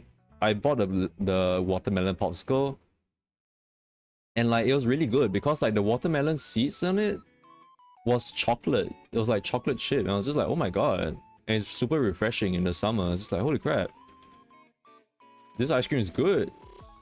It's the kind of ice cream where it's like the mascot character on it has like this really big mouth, and there's probably a name to him. I don't know, Big Mouth Kun.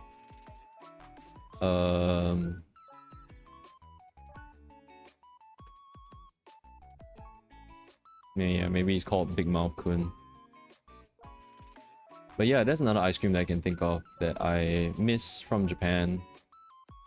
We do have a vending machine, like ice cream vending machine downstairs, but I don't know.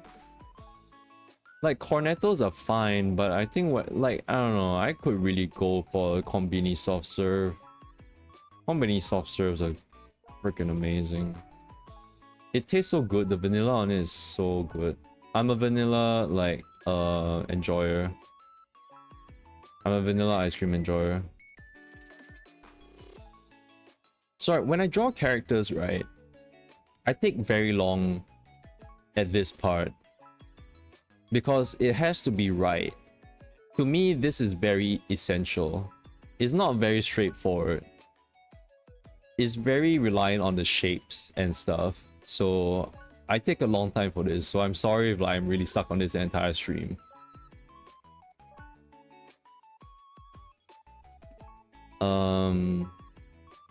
Yeah, I'm not gonna paint that shoe after all, huh?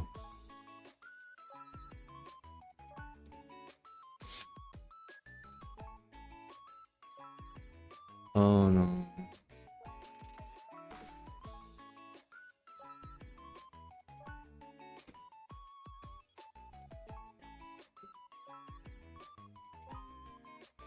Yeah, that depends on the individual.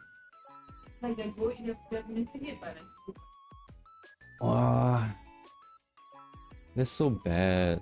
That's so yabai. Wow. Oh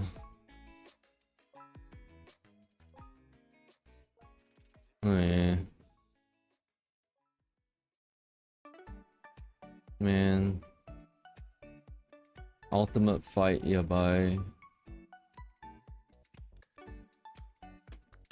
Ultimate fight real.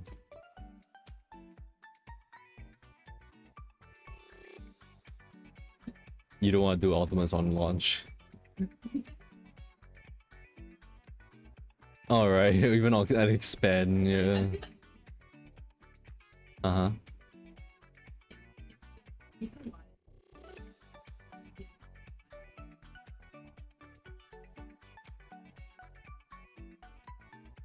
They are like really topless and all. Right.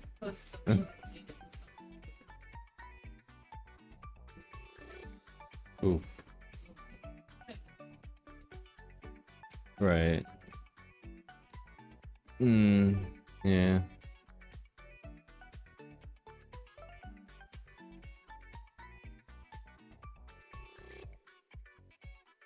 My hand are.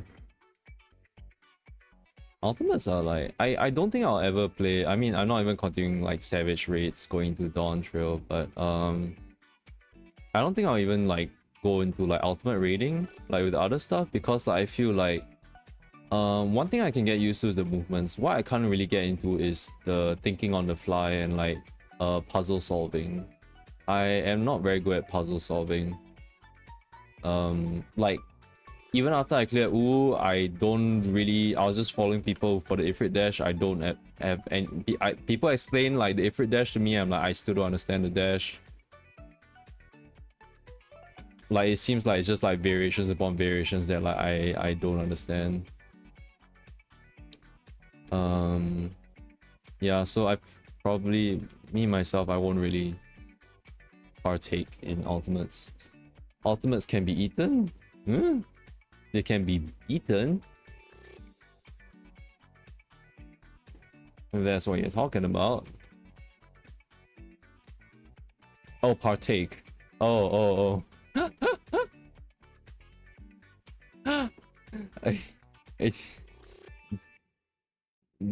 You sound like Laos is just like, oh, you can eat that? Like, I mean, Laos would be like, no, he won't ask whether he can eat it. He would just be like, oh yeah, I'll try eating that. And he'll bite into it and just like, it's bitter. Tastes like the sea or something.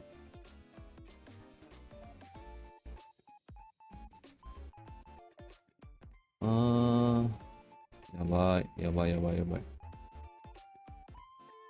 He will just do it. It's true. He will just take a bite. He won't ask. You gotta watch that kid. It's up to no good. Wait, how old is Laos? Well, I mean, yeah, then he's young. He's a young one, isn't he? Oh boy. Yeah, that's true. Yeah.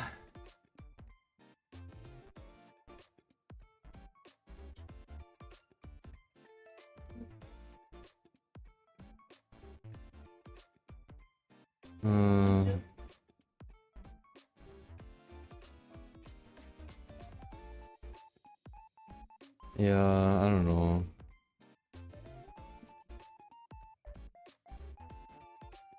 Everything that she's Hmm. Right. Uh.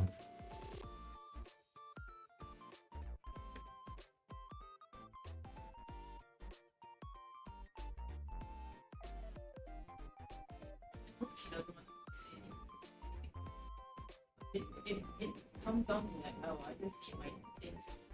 And, you know, there's a problem. Yeah. It do be. Like I don't want to have to like rely on stuff to create in like FF14, bro. That's like it's like it's like tempting the fates way too much. Like, they were doing it. Yeah. That makes a bit more sense. Because sometimes, like, Yeah.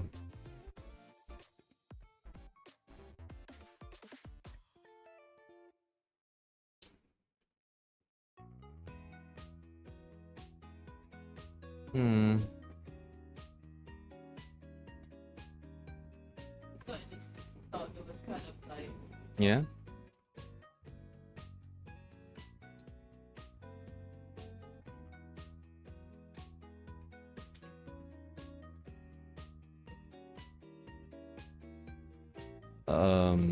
Maybe they might, I don't know.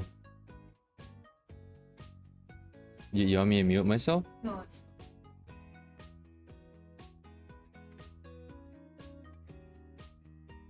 Uh-huh. Uh-huh. like,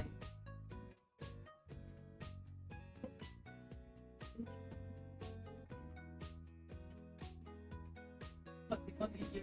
Yeah, I don't think that's what they want to hear right They're now. trying to be supportive, you know, it's like you are improving, but it's like, I don't think at this point it's like I don't you think it's it's fair. yeah, honestly. Like if you had to go for like more of those times and like nah. Yeah. That's not that it's not that funny. It's not too good.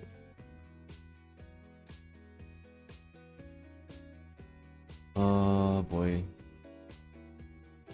It's anything, any negative.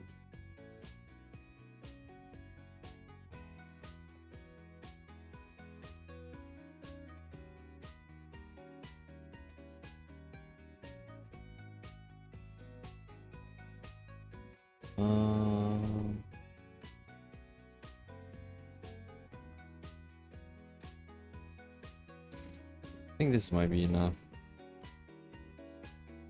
Thank goodness Clip Studio can allow for like control, like holding down Control Z and just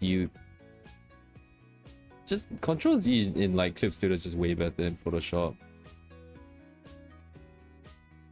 You can adjust how many like I mean I think Photoshop you can do that as well, like how many steps you can go in your Control Z, but like in Clip Studio you can just hold it down as long as you want and just go right through it, even with like undoing and redoing both of them. Oh sorry. Oh sorry. I hope that didn't blow out anyone's ears. I honk pretty loud.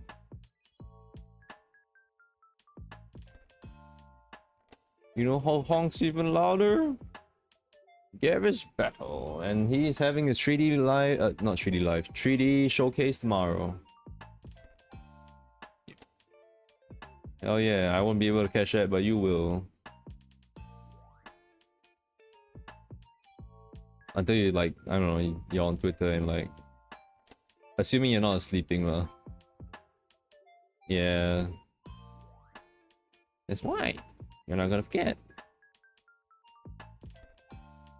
That man is hilarious. There's so many things happening to him like in like the span of like 1 week.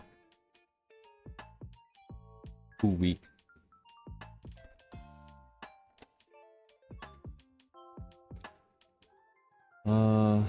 I'm still part ways through watching like WrestleTuber. Like, I haven't watched it fully yet.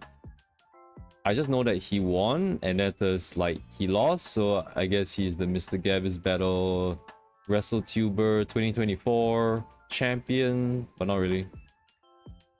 I mean, he has a title, right? According to what they say, it's just like he can keep the title. He does keep the title. That match does not do that. He has his belt taken from him, but I mean, he's still getting sent the belt anyway. So it's fine. It's all fine.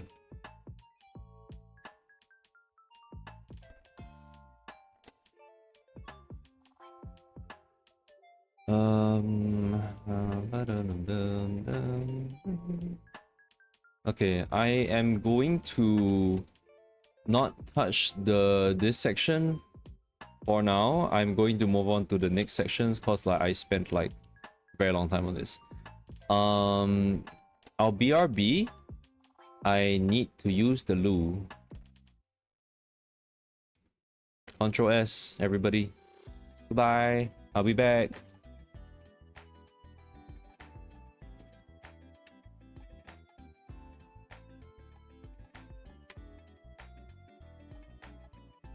You know, he needs to stop like leaving his model just like right out in the open from here.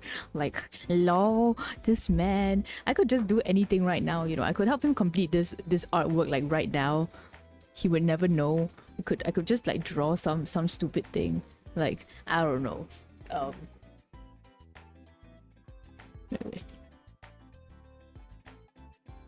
Like, I could just draw some stupid thing and he wouldn't know.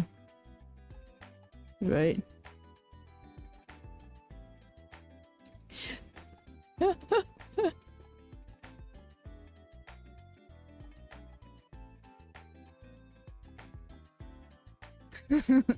Like, why does he keep doing this? It's almost like he wants me to like do this to him, you know. It's almost like he's waiting like, oh, what would Mins do next? You know, like what would Mins do next? Oh, you know, it's like he doesn't even lock his screen, doesn't even change the scene, you know.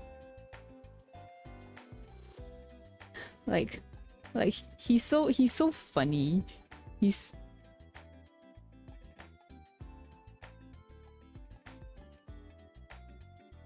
oh shit. Oh shit. Oh, he's back.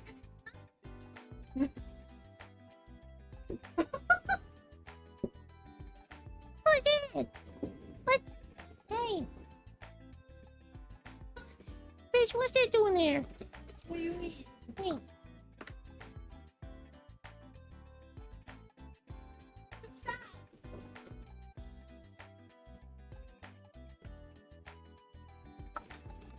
It's nasty ass doing this shit on my stream. You're nasty. Taking that shit away. Wait, there's two. Wait, there's another layer. Oh, line there. Yeah, you're a pretty funny person, means, huh? You're a pretty funny person. Doing it, yeah. Yeah. Doing that on my stream. Wow.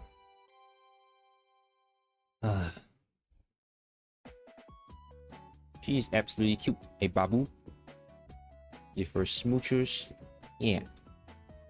So the thing about reverse 1999 is that like it fucking sucks. Okay, no. Sorry, hold on. Let me find where my thing was again. Okay.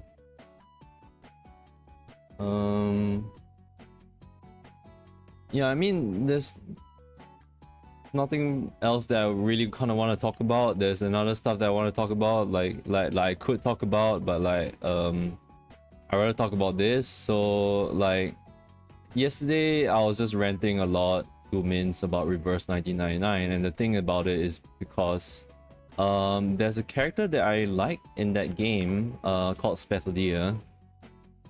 Here we go. I'm sorry you have to hear it again. You can turn up your earphones so you don't hear me.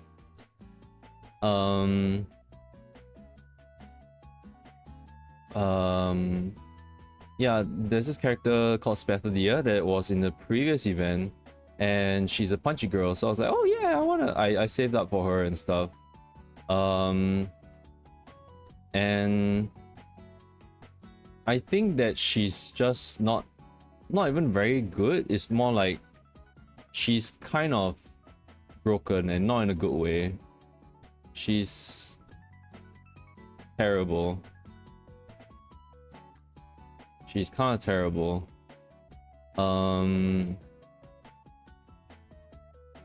Basically, I feel that like how I'll explain how she works. She's a punchy character, and like she relies a lot on crit damage. She can buff herself so that she gets stacks of like crit chance. But basically what you're trying to build up to, and like, you know, the big DPS would be her ultimate, you know, like how anyone usually would have, like their biggest damage would be the ultimate, right? Their ultimate relies on one, being able to crit. If they crit, they do no, first they need 15 stacks of what you call burn, like burning damage. The enemy is on fire, so they need a stack, like 15 worth of stacks for that. And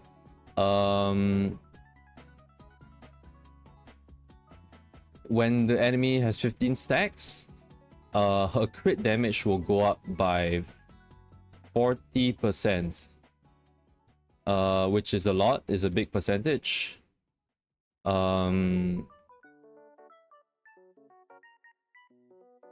And that sounds cool. Basically, like, and like, if her sort of like talent, her sort of like skill ability is that like, if she crits on an enemy, she will give them 4 stacks of burning. So that's good, right? She has to constantly hit crits, and then she will manage to get burn on them. And when she gets up to 15 stacks of burn, then she can do a lot of damage, a ton of damage with her ultimate, and that's what you're building up to. The problem with the game, and like how she ends up suffering because of it, is that stacks of burn suck. Burn is a terrible debuff on enemies. They do what you think they do. They burn the enemy. But you don't see that doing that much damage. They do true damage the same way as poison does to enemies. They don't scale off your attack. I don't think so. Or maybe it does. But even then, like, it's not a reliable debuff to kill enemies with. You can if they are at 0.01% on their health. So it's pointless. In fact, sometimes I feel like poison actually hurts way more than it. And the thing about burn is that at the end of every round,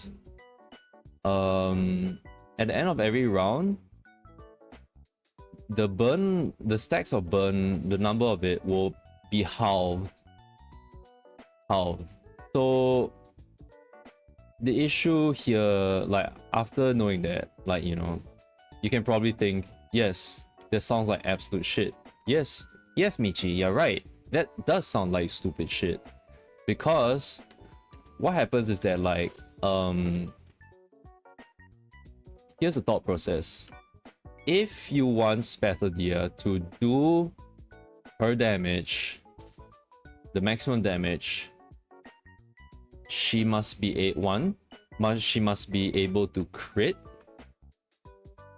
2, the enemy must have 15 stacks of burn. Yeah.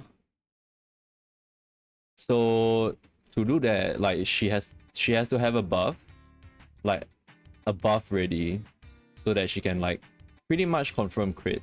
It raises her crit by very high for like one attack, you know. So, and the problem here is that like most of the time, like getting to 15 is a very difficult, is extremely difficult, maybe even impossible for her to do on her own.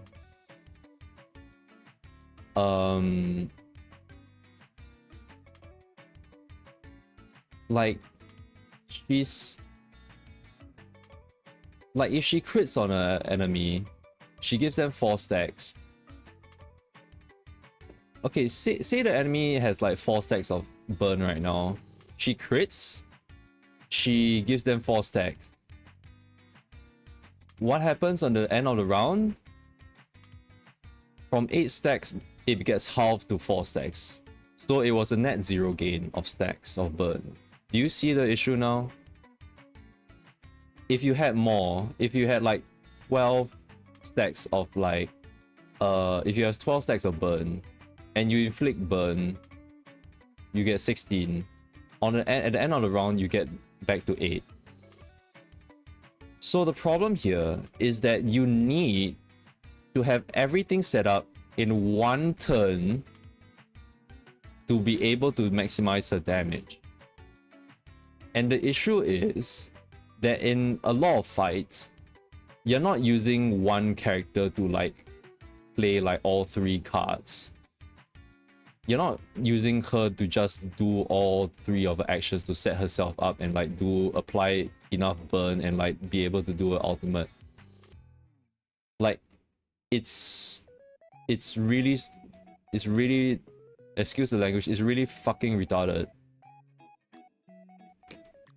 And so they're like, okay, they have this partner character to help, and her name is Ulu, and they are a pair unit even in the story.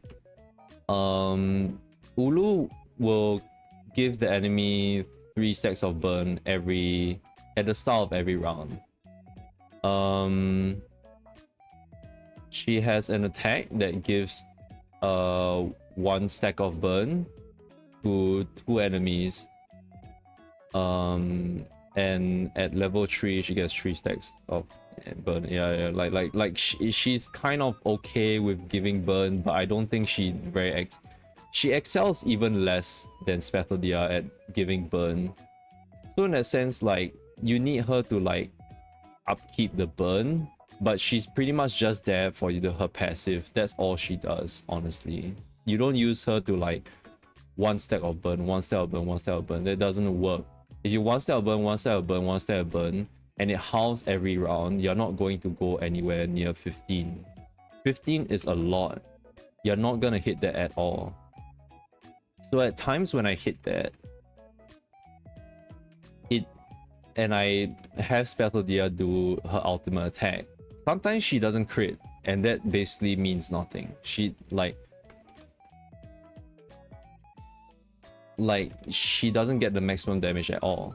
And like, okay, but the maximum damage must be really good, right? And like the base damage that's not maximized might be okay, right? She can do 8k, which is less than average on her ultimate, like when it's not maximized.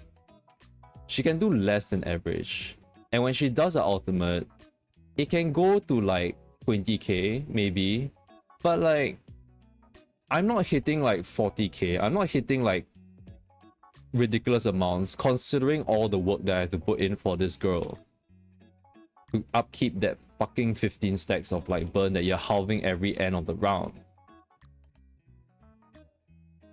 And it's really stupid. Like, they don't have any other character where it's like, oh yeah, you need 15 stacks of burn to do damage, for your ult to do damage. Jessica, she just scales off. Like, her attack was just like, oh, she will, if she does this attack, this specific attack of hers, there's not even an ultimate.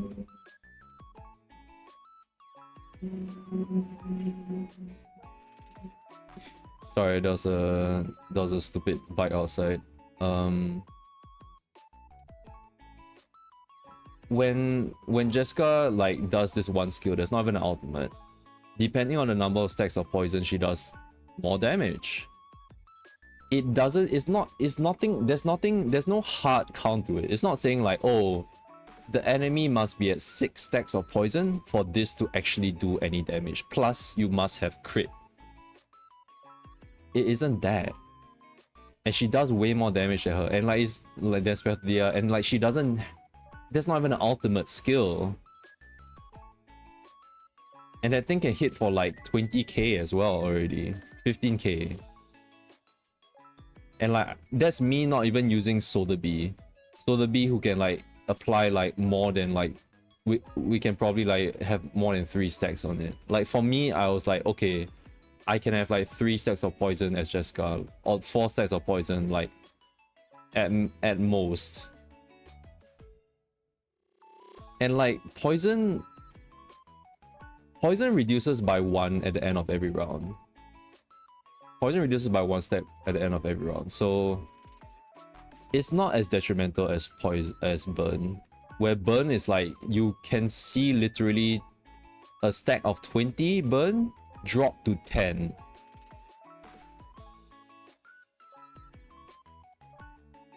And it's already so difficult to get to even 20 burn, to be fucking fair. Spathodia's kit, how it helps, like the buff action that she can do will raise her crit up and will also give her this buff stacks called pre-ignition. At level 1, she can and like she can get 3 of these stacks. At level 3, she can get 9 of these stacks. So it just adds on. The good thing about these stacks is that like they will apply burn on the enemy before she attacks. So it's good that she has this buff before she casts her ultimate, if you want to safely get to 15 stacks. Like say the enemy has 6 stacks of burn and you have her thing at 3, then it's very easy for her to get her out to like 15 stacks plus that crit buff. Like that works.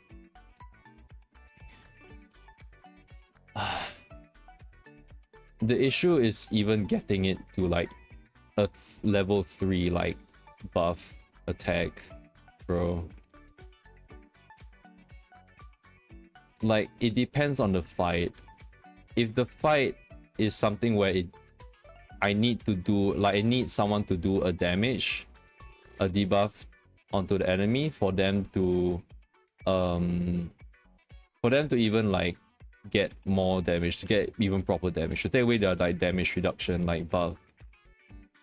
Like in Limbo, basically this was where I was molding. I was molding in Limbo like number 4, 5, and it was fighting Miss Babel, and like she had this thing where it's like, oh, if she's in free status, then she'll have damage reduced by 15. So it incentivizes you using mental damage attacks on her to take away the freeze. So the problem here is that is already going to take one action. Is already going to take one action. How many actions do I need for Spathodia? Like say, okay, I get her buff up in the previous round, then that's fine. That's fine. Like I can actually like ult in the next move. But oh wait, is she even able to get 15 stacks of burn? If I don't, that is like I have to do it this round, no matter what, because all that burn is going to disappear in the blink of an eye.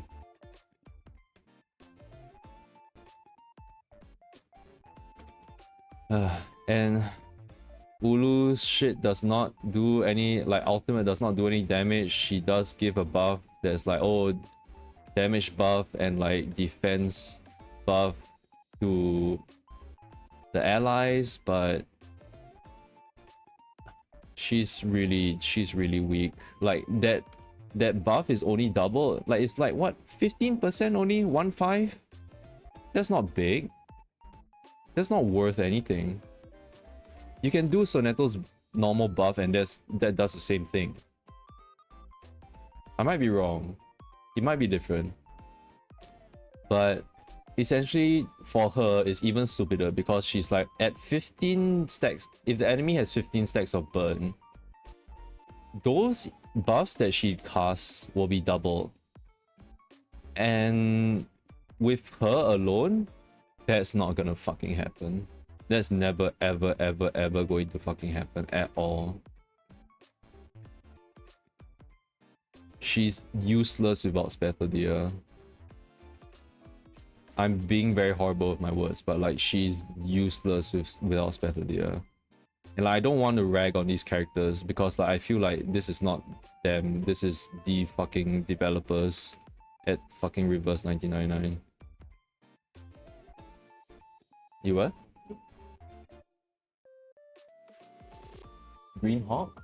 Oh, Blue Hawk. Yeah, Blue Hawk.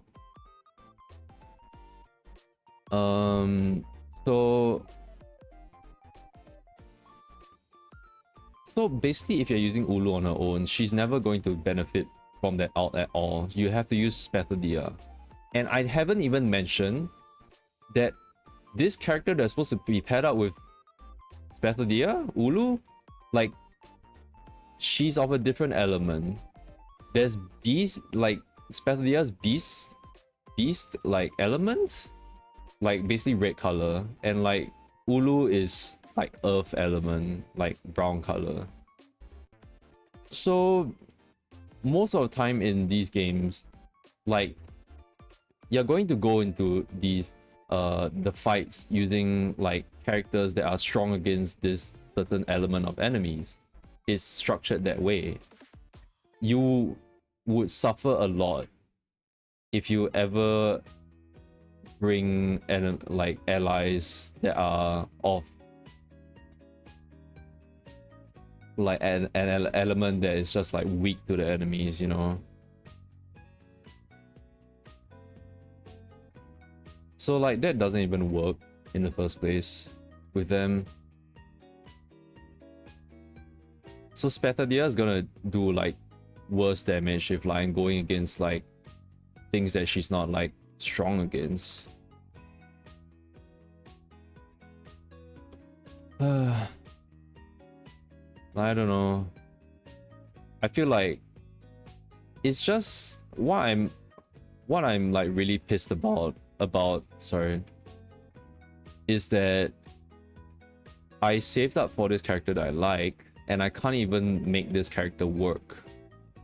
This character, like, it's not even me maximizing damage. It's that she can't do damage unless she has all these things set up. And like, she's absolutely terrible if she doesn't have that.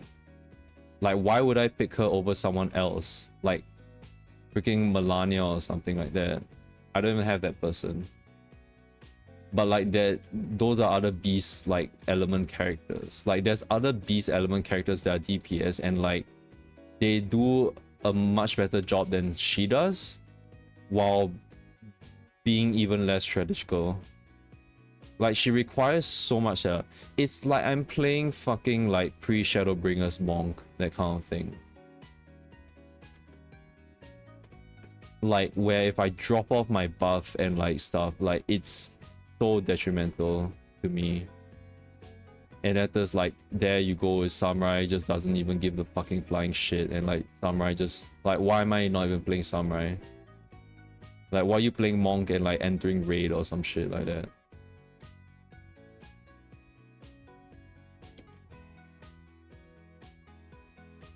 So like, I think like, and what I don't like is that like, oh, there's another character that's going to come up and like they apply burn as well, and like they don't have anything in their kit that says like you need the enemy to have 15 stacks of burn. In fact, if they run out of burn, like depending on how much burn that they lost, she will gain a buff that will stack up to like give her buffs, so it works in her favor that like the burn is going off. And like what's stupid is that she's dark element. She's not even in the same element as Spathalia or Ulu, so she doesn't need them. She doesn't care for them. She sustains on her own. She doesn't need them. Does Spathalia and Ulu need her? Yes, they do, because they are absolutely trash on their own.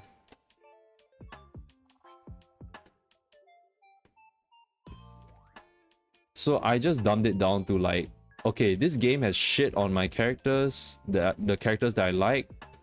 If they like, okay, if they done that, then this game is not for me.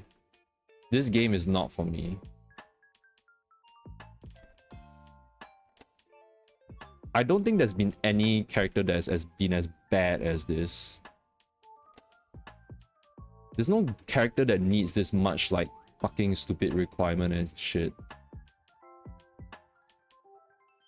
She's a fucking 6-star character, man. She can't self-sustain for shit.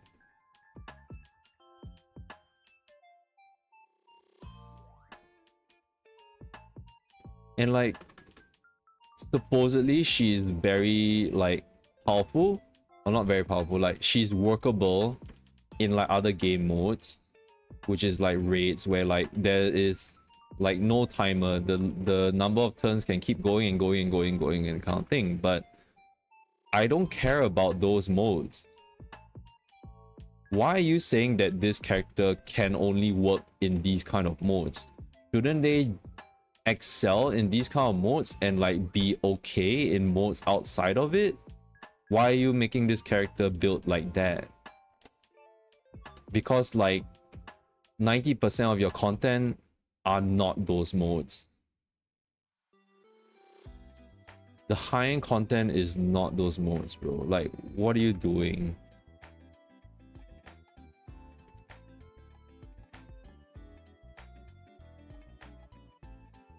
Yeah, so I'm dropping Reverse 1999. I'm not spending any money on that. I'm not gonna even look at. I'm not gonna open it. Maybe I'll uninstall it, because like I feel so like. I feel absolutely just shit on by that game, and it sucks because like that game has such good support and like nice art, nice characters, good story. I even get to read like Spathalia story because I was busy. So it's such a shame that I have to drop it, because like their support really brought me back in. I started it back up to roll for Spathalia, and then they were like, oh yeah, welcome back Vertin, that kind of thing. And I was just like, I think it was really nice. I liked all of that, and it really caught me up to speed. But if I put all this effort in and it's just like I can't, like, what sucks is that like maybe it's coming from Arknights, because for Arknights, if a character sucks, I can try to make them work. There are ways to make them work. There are characters that can buff them, and like there isn't very detrimental and stuff.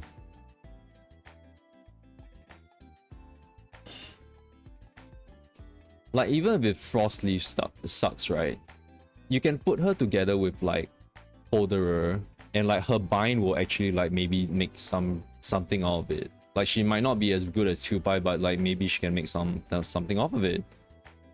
That kind of stupid shit that I have the freedom to try out in Arknights. And the how I have that freedom to try it out is that Arknights does not have a weird ass fucking stupid retarded like elemental system that other fucking gacha games do. I'm tired of the elemental system shit. After coming out for Arknights, like the elemental system shit is supposed to like basically it's the simplest idea for game designers to include a game progression for you. You think of like, oh, how does my water team need to be more built up? Who do I need to build up in my water team more? That kind of thing. So there's that kind of progress. They don't care if it does like it makes content harder, where it's like, oh yeah, you do more damage if you are water and like you're fighting earth element enemies. It doesn't fucking care for that shit. Like they don't make the game for that crap. is for progression and like making you pay for a character if your water team needs a character that's good. In Arknights, when I pay for a character, I pay for like whether I like their kit, what their abilities do. I don't think about their fucking element and what they fucking do. I don't have to worry about that stupid shit. I can make everyone work. I can put 12 people in a squad. I don't have to stick to 4 fucking losers and like be so fucking limited with a stupid number game.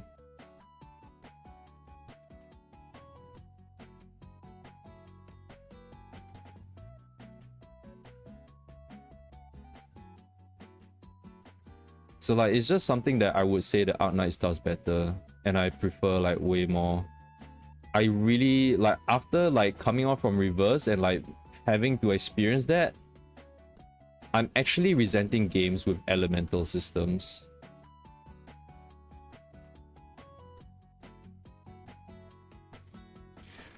Like Reverse has this system where it's like, oh, reality and mental damage, right? Not once has there been any enemy where it's like, oh yeah, you will do significantly more mental damage against them. They are always like A plus in like mental defense and reality defense, or like they are A in mental defense and A plus in like reality defense. It's not very different. It's not like Arknights where it's like, oh yes, it's very clear like this guy is heavily armored. If you do magic damage against them, it will be effective. They don't even care about that at all. There's no calculations there at all. There's no, it's very fake. It means nothing. And I don't like it when they try to like, they already have a limited pool of characters, right? They don't have as many characters as like GBF or some shit where you can play around or all that kind of thing. So it's like, why did you build up this system which is so limiting in the first place?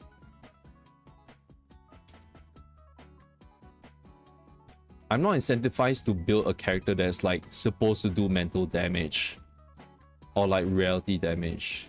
And like maybe that's a good thing in the sense where it's like it frees up your choices where you don't have to be so strict. But then it becomes extremely binary, especially in this limbo mode that I played, where Miss Babel needs mental damage to be taken out of a freeze mode. If you don't have mental damage, you will never be able to break her out of it because it's a debuff. You can't take away debuffs. You can't take debuffs away from enemies. So even X is useless there. So it's very binary, it's really fucking limited. So like, I don't know if it's just that limbo or not, but like, to me, I look at this game and it's like, it's stupid baby like game design.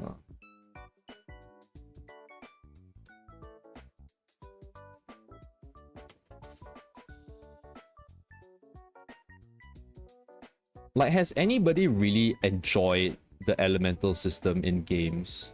I remember when I was playing GBF,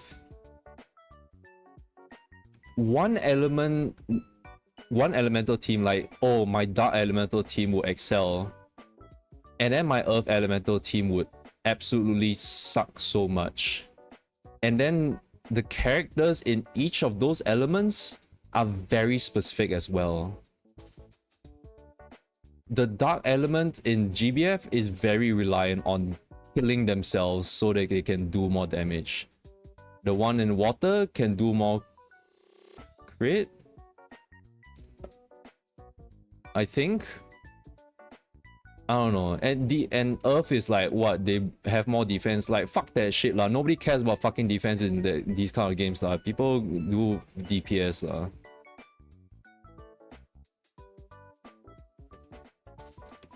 Like, I don't get what elemental identities are in like gacha like live service games anymore. Are like, do they benefit the game or not? I feel like they're really there to create urgency for you to roll for which character.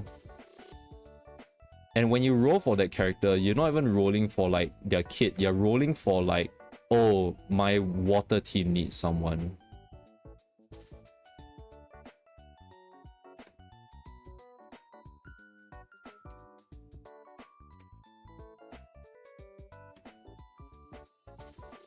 Yeah, so that's my series, my series, like my take on like this game mode that like I think like absolutely sucks though.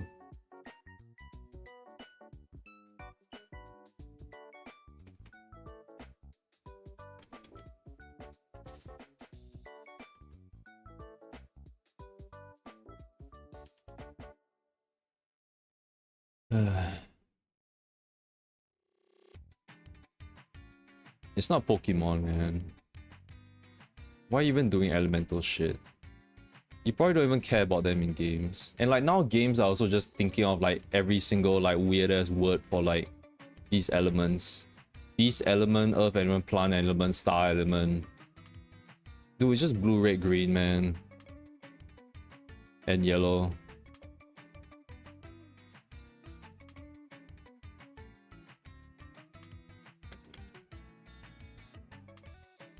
Yeah, absolutely outdated like game design choice now.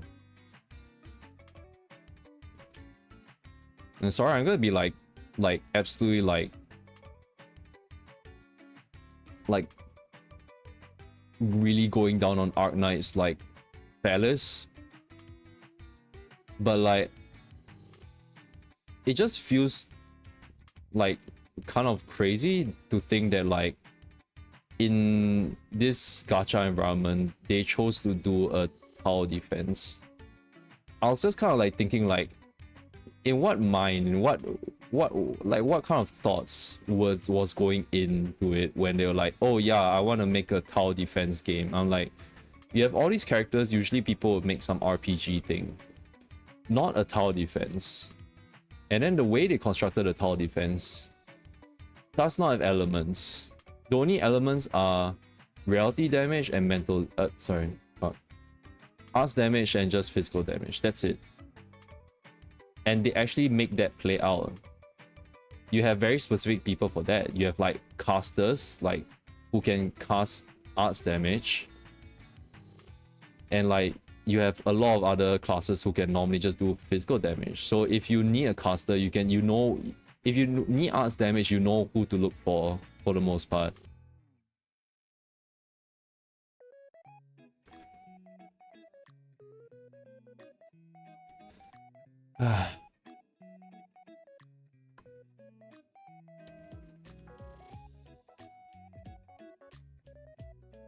Yeah.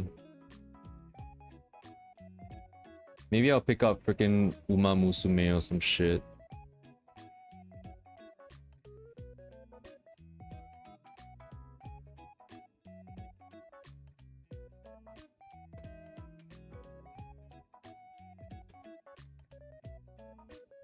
You know, it's kind of like there's an elemental system in a sense to even FF14, but like I don't really think too much about it. It's more of something that's just a flavor. I don't think it actually matters whether there's like magic damage or physical damage.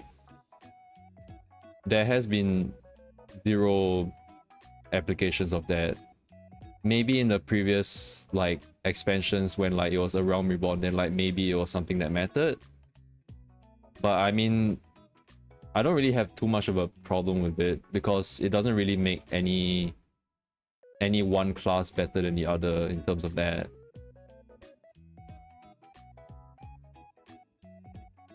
Like the party comp for like raids and all that still doesn't change with that. It is really based on like the abilities that like each class is able to do. It's not like you like, oh, this boss is weak, really weak to magic damage. Let's bring in like all the DPS would be 4 casters. Like no, like FF14 isn't like that. Like they didn't do that shit.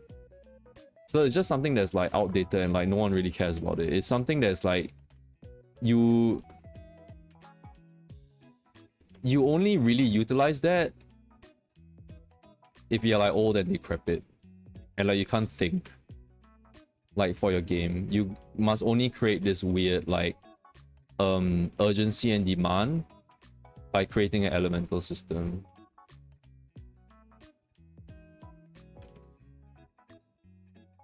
Like even with shit with like, I'm gonna like smack talk like even Wuthering Waves lah. Like even looking at like their shit, right? Like, oh, this element and all that, like at the okay, maybe not really smack talk, but like they have an elemental system, but it's not as detrimental because it's tied to the weapons. Okay, in a sense it's kind of detrimental. I say not detrimental in the sense where like it doesn't stop you from choosing what character to play. The characters are like really based on like the abilities that they have and like how well you want to play them and stuff. I kind of forgot that like, yeah, the weapons in WoWA are something that you have to gacha for. So there is that aspect. And like, yeah, I mean, it's really, it's not like one element does something special over the other. It's just like you see the enemy and they have like crystalline like ice on them, or like windy green thing on them, or like they have fire fists or something like that. It's just different variations. It's just an easy way for game designers to create an artificial sense of progression and difficulty. That's me just being damn straight up about it right now. Like that's what the game designers are thinking. That's what game designers do to create stuff. Like they create this urgency where it's like, do you want to defeat this boss? Well, it looks like you need a water weapon. How are you gonna get a water weapon? You have to gacha. It's not like, oh, do you want to defeat this boss? Well, here's the thing. You can, if you have this character, then you can apply this amount of debuffs. Then, or you have this character, then you can like actually do this amount of damage if you have their skill up and that kind of thing. You don't think about the character. It's just the fucking element. It's a very simplistic way to think about, like, create progression and like urgency. And it's just, now I'm thinking about it, just like, it's just lazy as shit lah.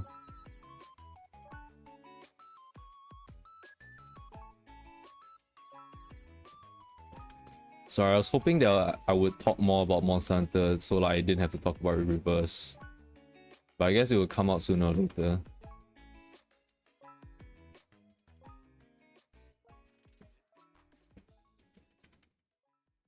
If anything is good, that I'm dropping a gacha game.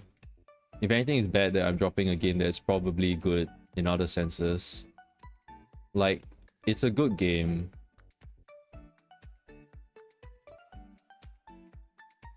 But I felt I'd just been done so dirty.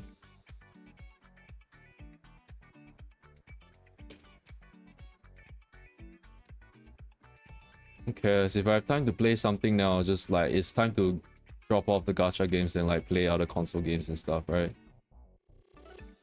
It's time to get back there. Drop the gacha addiction. You like the soft shading of the piece so far? Thank you, Kay. Sorry to hear me rant so like vehemently. I think that's the angriest I've ever been on stream.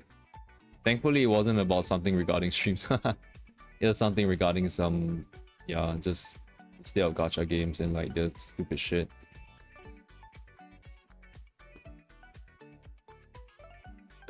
Is Grand Blue versus Relink a live service game? Because I heard there's like grinding in that game and all that. But you pay for the full game, don't you? So like, what's GBF Relink?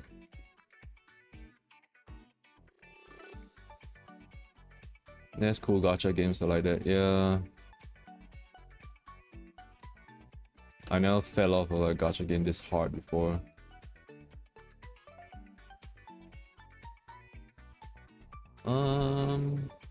Hmm.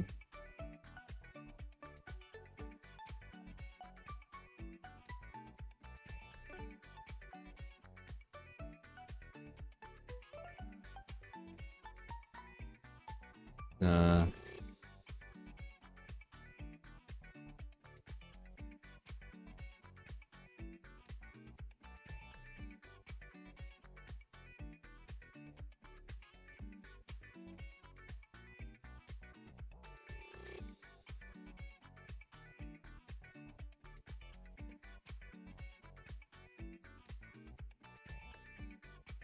Oh yeah, I think when I was ranting about like reverse and like then I was kind of like, I had the thought, was like, man, I wish games gave like punchy people like more, like, you know, more recognition and stuff.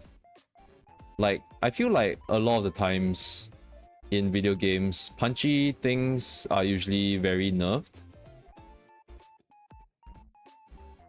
Like they're really not good. I don't know why video games do that. But then when I think about it, when I was thinking of like, okay, who's a punchy character that like I think is really good in like video games? And I remember Tifa. And I remember that like playing Final Fantasy Reunion, wait, Rebirth, wait, Remaster, wait, what was it called? Relink? Rebirth? Was it called Rebirth? No, wait, no. Wait. It was called something. But the FF7 remake. Oh wait, I do unfortunately have to roll off. Tomorrow's been a bit of garbage. Take care, Kay. Thank you. I'll be completing this piece, I don't know, sometime. But thank you for coming to the stream. I don't know if you're still here, but thank you so much. Yeah. I remember when I played the first FF7 remaster game, I really enjoyed her gameplay. And I felt that like she was good. I feel like maybe I might be forgetting. Maybe there might be some points, like I'm getting this nagging feeling in my head that it was like kind of painful to play her as well. I'm not really sure. I feel like Tifa was like really well. I think there was something with regards to like having stacks and buffs as well with regards to Tifa, and it was like difficult to upkeep and maintain as well. I don't know why they do that for punchy people.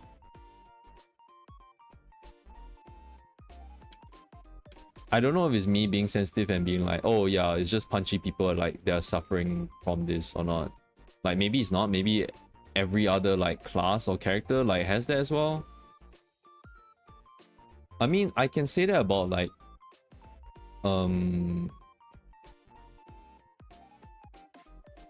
guns in fantasy games, but I feel like that's just a funny hee hee ha ha thing where it's like, you know, guns are kind of whatever.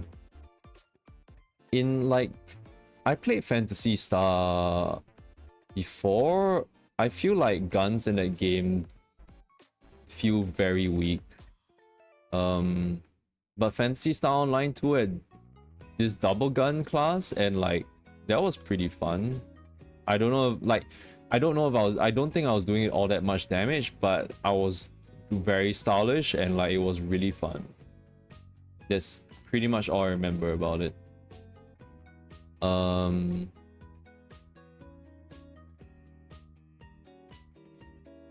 Man, Phantasy Star Online 2. I did enjoy Phantasy Star Online 2, the gameplay wise, but I was playing it in the Japanese server because I wanted to play on my PS Vita. I mean, back then it didn't even have an Asia server or a Western server. Like, that was really early on. We only had the Japanese server, so I tried that out and I was like playing in Japanese. I couldn't understand a single thing, so I was just entering wherever I could to like do some fights and all that, and I don't know if I was doing any proper damage, but you know, I'm not doing endgame stuff.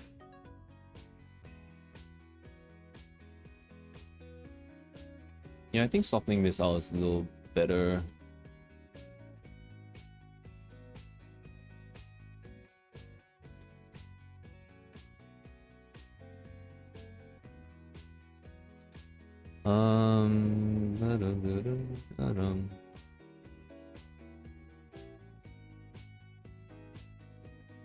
What you drawing? I'm drawing a fan art of Monaco 55 Sea Angel OC. Sorry, that's just like literally the what's written down here. She's an OC from an artist, and currently there's a art competition. Well, not competition, contest. Well, they're kind of the same thing, but an art contest going on until the 10th of June. It started like quite a while back, so that's what I'm drawing right now. Yeah, I see, sir. Oh, no worries, no worries. It's no worries. I ended up just like narrating it anyway. It's fine. Yeah, they have this really cool OC. She's really cute. And I'm drawing fan art of her.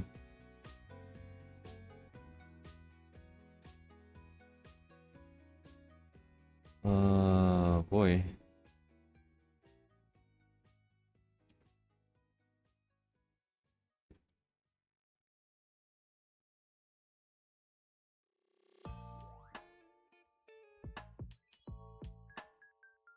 It feels kind of the folds here feel kind of intense. I don't know if I really want this. Yeah, sorry, I'm just gonna be figuring these things out as I go. Kind of it looks inspired by leopard gecko. I think it kind of does. I think I remember like leopard geckos can have these colors, right? She's actually inspired after like a Cleone sea angel. I mean, yeah. Those little slug things in water. But yeah, I think I remember it's like, yeah, what wasn't it a leopard gecko that looked like it had these kind of colors? Interesting.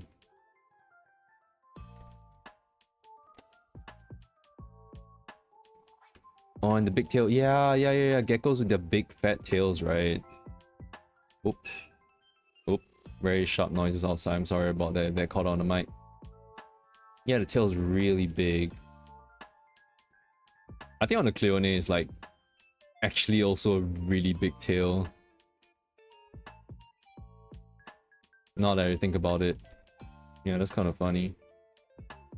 I really need to get through this. Oh boy, it's actually kind of late now. We have to sleep early if we want to jog tomorrow. Vampire squid x leopard gecko. I don't know about vampire squid. Oh, is it cause the tail has this ending part? Maybe. Yeah. I only know they get that one inspiration about like the sea angel from for their OCs. I don't know if they have any plans on like, you know, VTubing. I don't know, cause like this would be interesting, like looking VTuber look at, you know.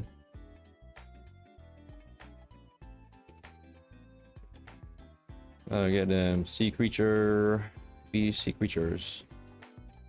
This should. Maybe they're cooking stuff. I don't know. But yeah, their art is really good. So and their OC looks really cool too. So yeah, I can imagine like them like doing this. Maybe they're cooking some stuff up like in like behind the scenes and like we don't know. Cause like I imagine like there's a long wait list for like VTuber like riggers right now, and like if you want a VTuber rig and like of a certain like rigger, then it's gonna be a long wait list. I can't even imagine how long this is. Like it would be like thinking about that is like that's why I learned Live 2D, and like this VTuber model that you see here is something that I drew and rigged all by myself and using the free like Live 2D like. Yeah, like this is still using the free Live 2D cubism. I didn't even pay for it yet. Like this is still the free version. That's how I managed to do it. Do you take inspo from the I'm sorry, I don't understand your question.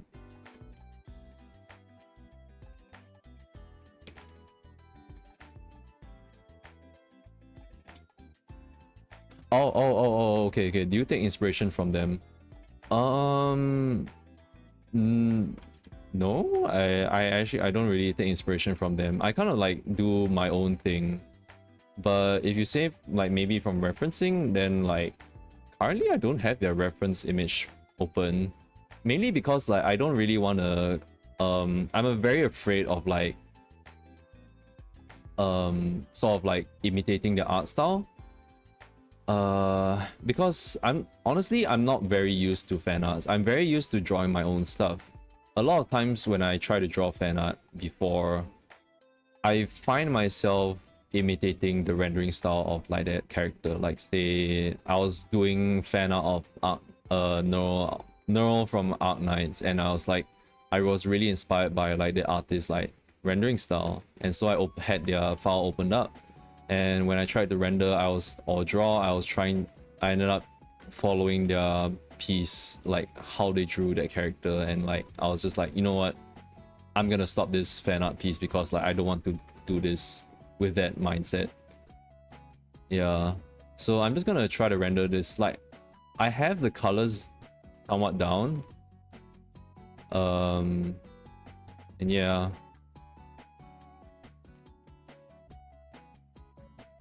like once in a while it's good to take a look, like open up and look at the reference image, because I mean this is I mean, okay, this is not advice that I'm giving. I feel like this is something that's just me. It's just something with me, because I'm not very used to like sometimes my mind would actually like just turn off and I just end up like imitating that person's art or something like that. But that's probably not something that happens to everyone. Maybe it's just me, so I wouldn't really give advice for that. I think the one thing that I have to get used to when like drawing fan art is that I want to simplify them. Right now for this character, she's already very simple. But say like I like a character from Final Fantasy 14, or I want to draw my Warrior of Light. And Final Fantasy 14 designs are notorious for being extremely detailed.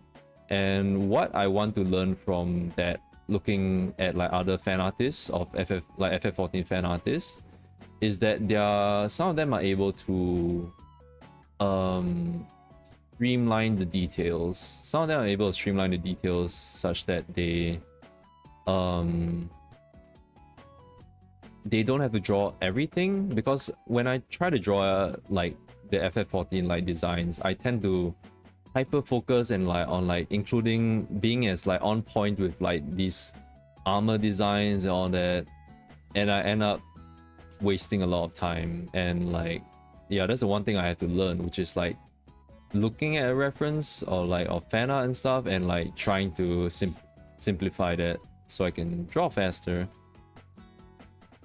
And then sometimes like just including way too many details is just like, it's gonna hurt you mentally, and like it's gonna take too much time. It might not even matter in the first place, because a lot of times when you're looking at a piece, some details come out as just blurs and blurbs. So I think one way to do that is like this is what my lecturer taught me last time, if I had to give advice, is that I'll look at something and like if I want to simplify it, I just kind of like squint and look at the piece and like focus on like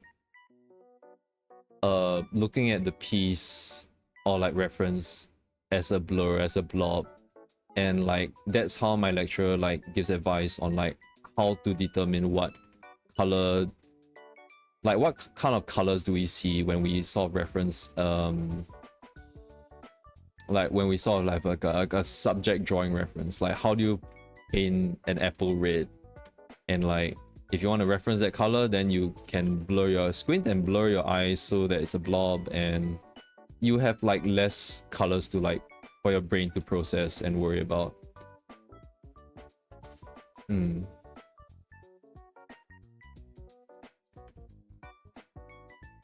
I need to draw more fan art. I need to get more used to it. It's good to, yeah, to like learn to simplify that. Simplify things.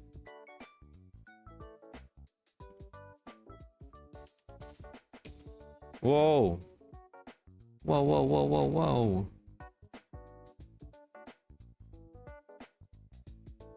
Oh, shoot.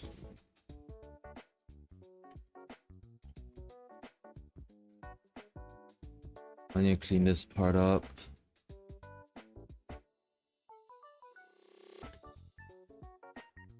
Maybe this is... Yeah, it's already looking better. It's looking good. Oh, okay. I'm working on some fan art, but I'm taking a break since my fave isn't on for a bit. Oh. Your fave isn't on for a bit? Is it a fan art of like a streamer or something?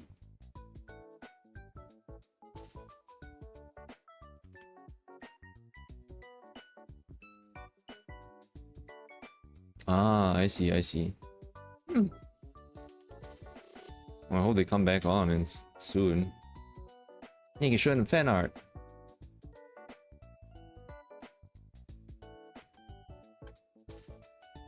Hmm.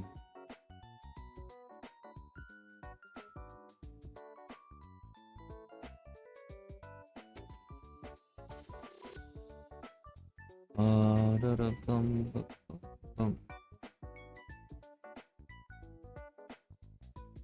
No, honestly, I would.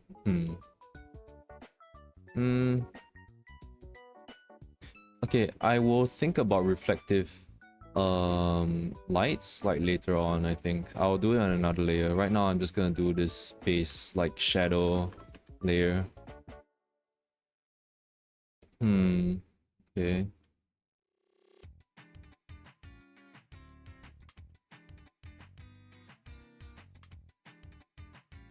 I guess tonight I'm just gonna be finishing the blouse and then I'm gonna call it because we need to wake up early to jog. Oh, bless you.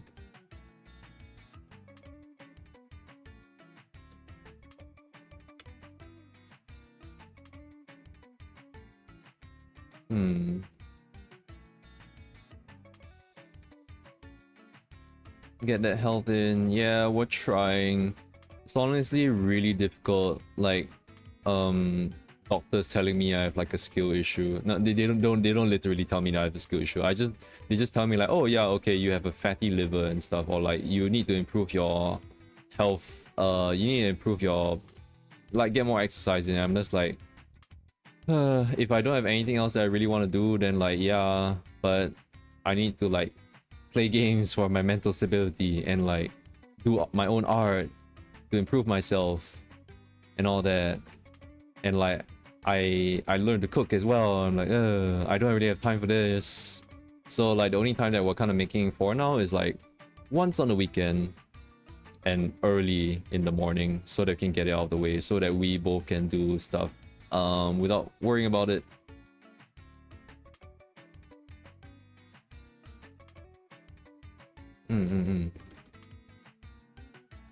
It's really difficult when you have so many other commitments.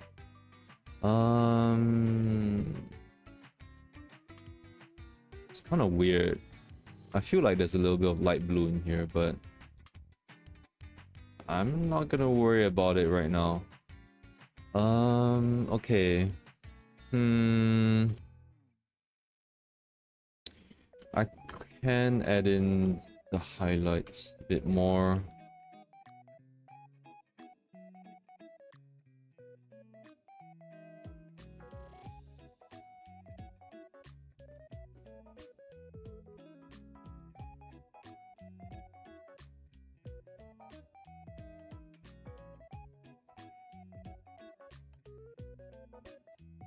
Oof. Okay.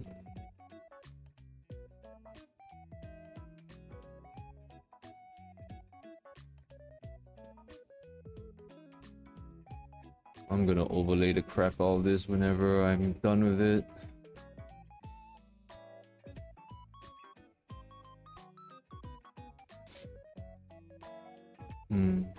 Yeah, it's good in the morning since the sun doesn't rise fully. You don't get burnt to a crisp, but you still get still getting vitamins. Yeah, that's the thing, right? Yeah, and like, oh, the other time when the sun isn't out and people usually like jog is in the evening. But in the evening, you're kind of worried about like, you're kind of worrying about dinner, and you're worrying about you know, stuff that you're doing in the day.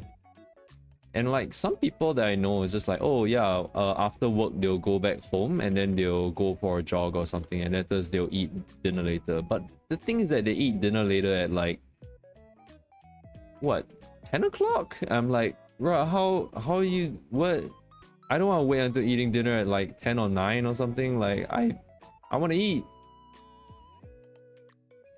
In fact, when I come back from work, I have no more energy, bro.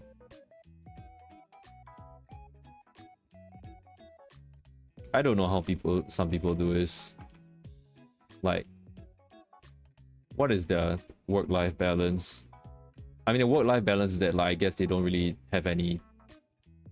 I don't know. Their hobbies are just to game, and that's pretty much it. For me, it's like I want to focus time on like doing more art and streaming, you know, and like content creation. Yes, you just want to lay down and eat. Yeah, like it's a hard day. It's a hard day after work. I want to pamper myself. Yeah, so the only time we can really do it is like on early in the morning and the weekend. Like, the craziest would be if I had to wake up early on a weekday and exercise before work, but I don't think I can do that, especially if I want to stream at night. Nighttime is the only time I can stream. I can't stream during the day because I'm working. Unless it's on the weekend. Yeah, so I'm not gonna sacrifice streaming for it. And so we end up sacrificing exercise and health. No. And that's why we artists are so unhealthy. Grr, grr, grr, grr, grr, grr, grr, grr. Doing art just takes time, man.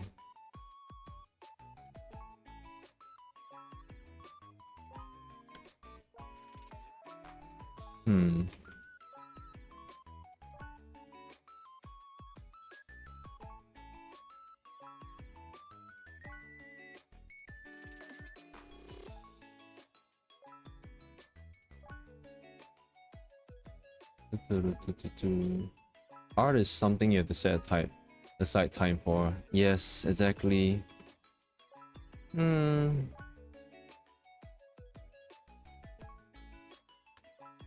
But that's fine and okay if you enjoy the process. And then when you enjoy the process and all that, and then eventually, after a while, you're done with the piece, and you get to see, and like, oh yeah, I'm so proud of this piece. And sometimes you're not, and just like, you know what, you kind of have to like be a bit more positive and like remind yourself, you know what, this is a learning process. I made mistakes here and there. Next piece will be better, all that.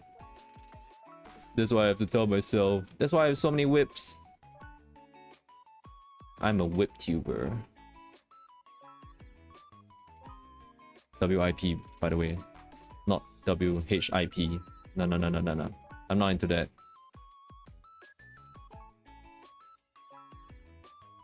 All these whips. And will they ever be finished? This one will be.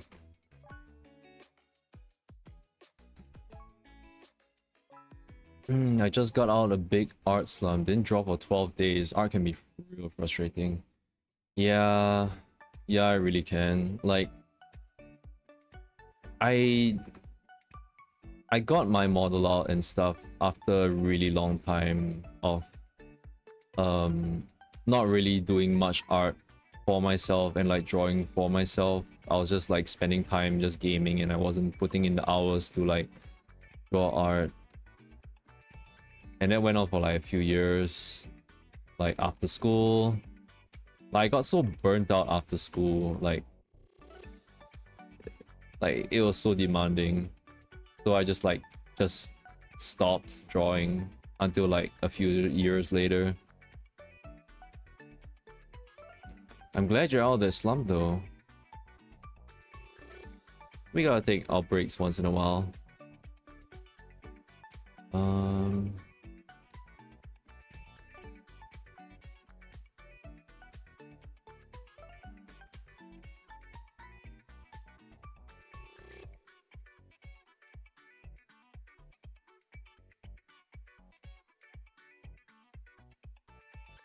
Yes, I hate school. I was in art class and I'm so glad I stopped doing it. Hated art class. Yeah.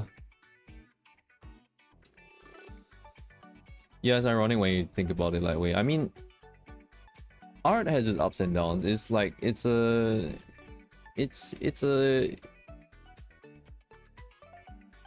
I was gonna say like hobby, but like art sometimes it's not. I don't really regard it as a hobby. I'm just like I have fun doing it. I don't know if it's considered a hobby. Sometimes I want to make money out of it. You know, I mean that's basically my job also.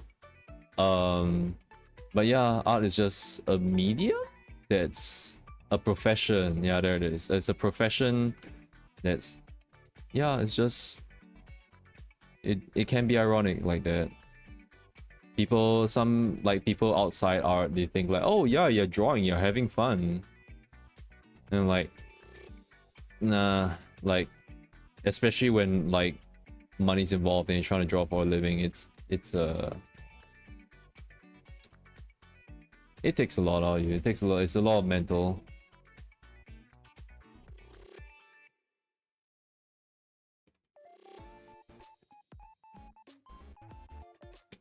Oh boy, don't get me started on AI.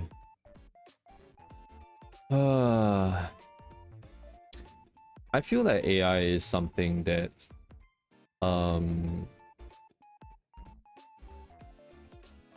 it's overhyped. It's something that is overhyped by people who don't know art and know how to do art. And it's even sadder when it's coming from people who actually know how to do art and they see as a tool. And like, yeah, like it's a good tool if it was ethical. And like, even then, I don't really trust the process of AI all that much. It is not a godsend. It is nothing when you say artificial intelligence, I think I would rather put it as automated integration, because whatever the stuff that comes out of it is not creative. I heard this story where a guy actually got fired because AI took his job. Yeah, I heard about that too. Yeah, I heard about that. Really bonkers. I mean, that's the world as it is today. Basically, I mean, the world's kind of always been like that, I feel. Like, the world is always full of stupid people and like people who don't understand things. And this is one of those things where I blame it on the world's progression, where it's the world loves technology a lot, and I feel like we're accelerating at a rate that we can't handle. And with AI, they see it as something holy and sacred, and like they want to put it up, like people treat it as if it's the Bible or something like that, as the second coming of Christ, but it's really not. It's nothing at all like it. It's just a computer that just smashes things together but doesn't ask why.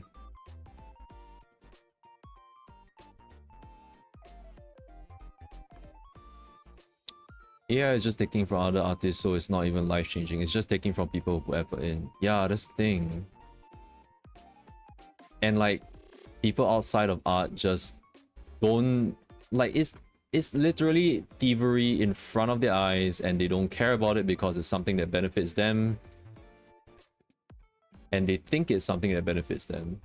And I hate that they're getting so much leeway from it, because like, admittedly, and I hate to admit it, the AI is getting better, and like, we end up having to scrutinize things like even harder than before, like a year ago, like whether something is fake or not.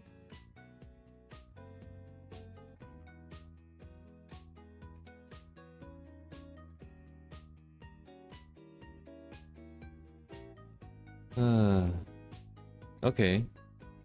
It's 12. I really have to stop. It's been 3 hours of stream.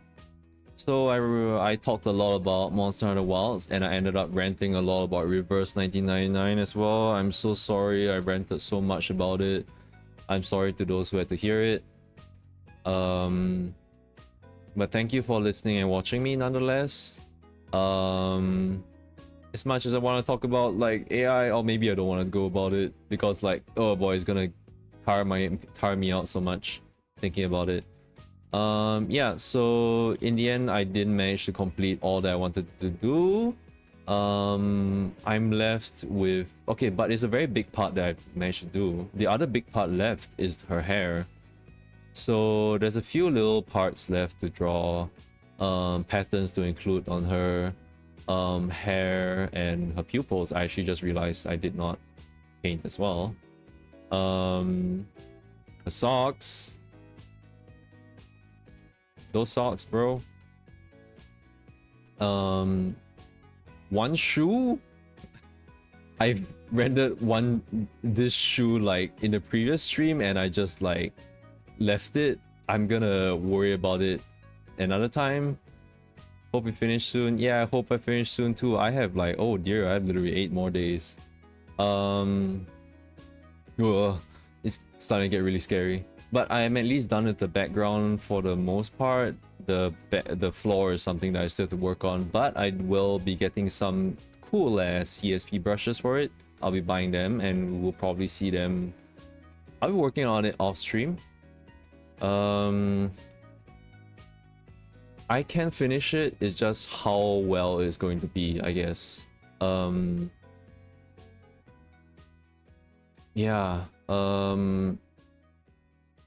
My next stream will probably be on Tuesday. I'll work on the rest of this off stream. So hopefully Tuesday is gonna be the finishing lap. Yeah. Thank you so much. Thank you so much for the follow. I'm sorry if I mispronounced your name. Axis cool. Axis. Oh, you know, Axis is cool. X is cool. What am I saying? It's just X is cool. I'm sorry I butchered your name so hard. X is cool. X's are cool.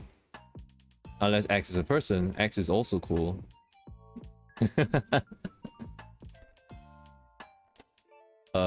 Wait. I was gonna say I like playing the Charge X in Monster Hunter, but no, it's Charge Blade. I mean, I like Switch X too. X is cool. X is you. X is you. And X is cool. Thank you so much for coming to the stream. You are cool.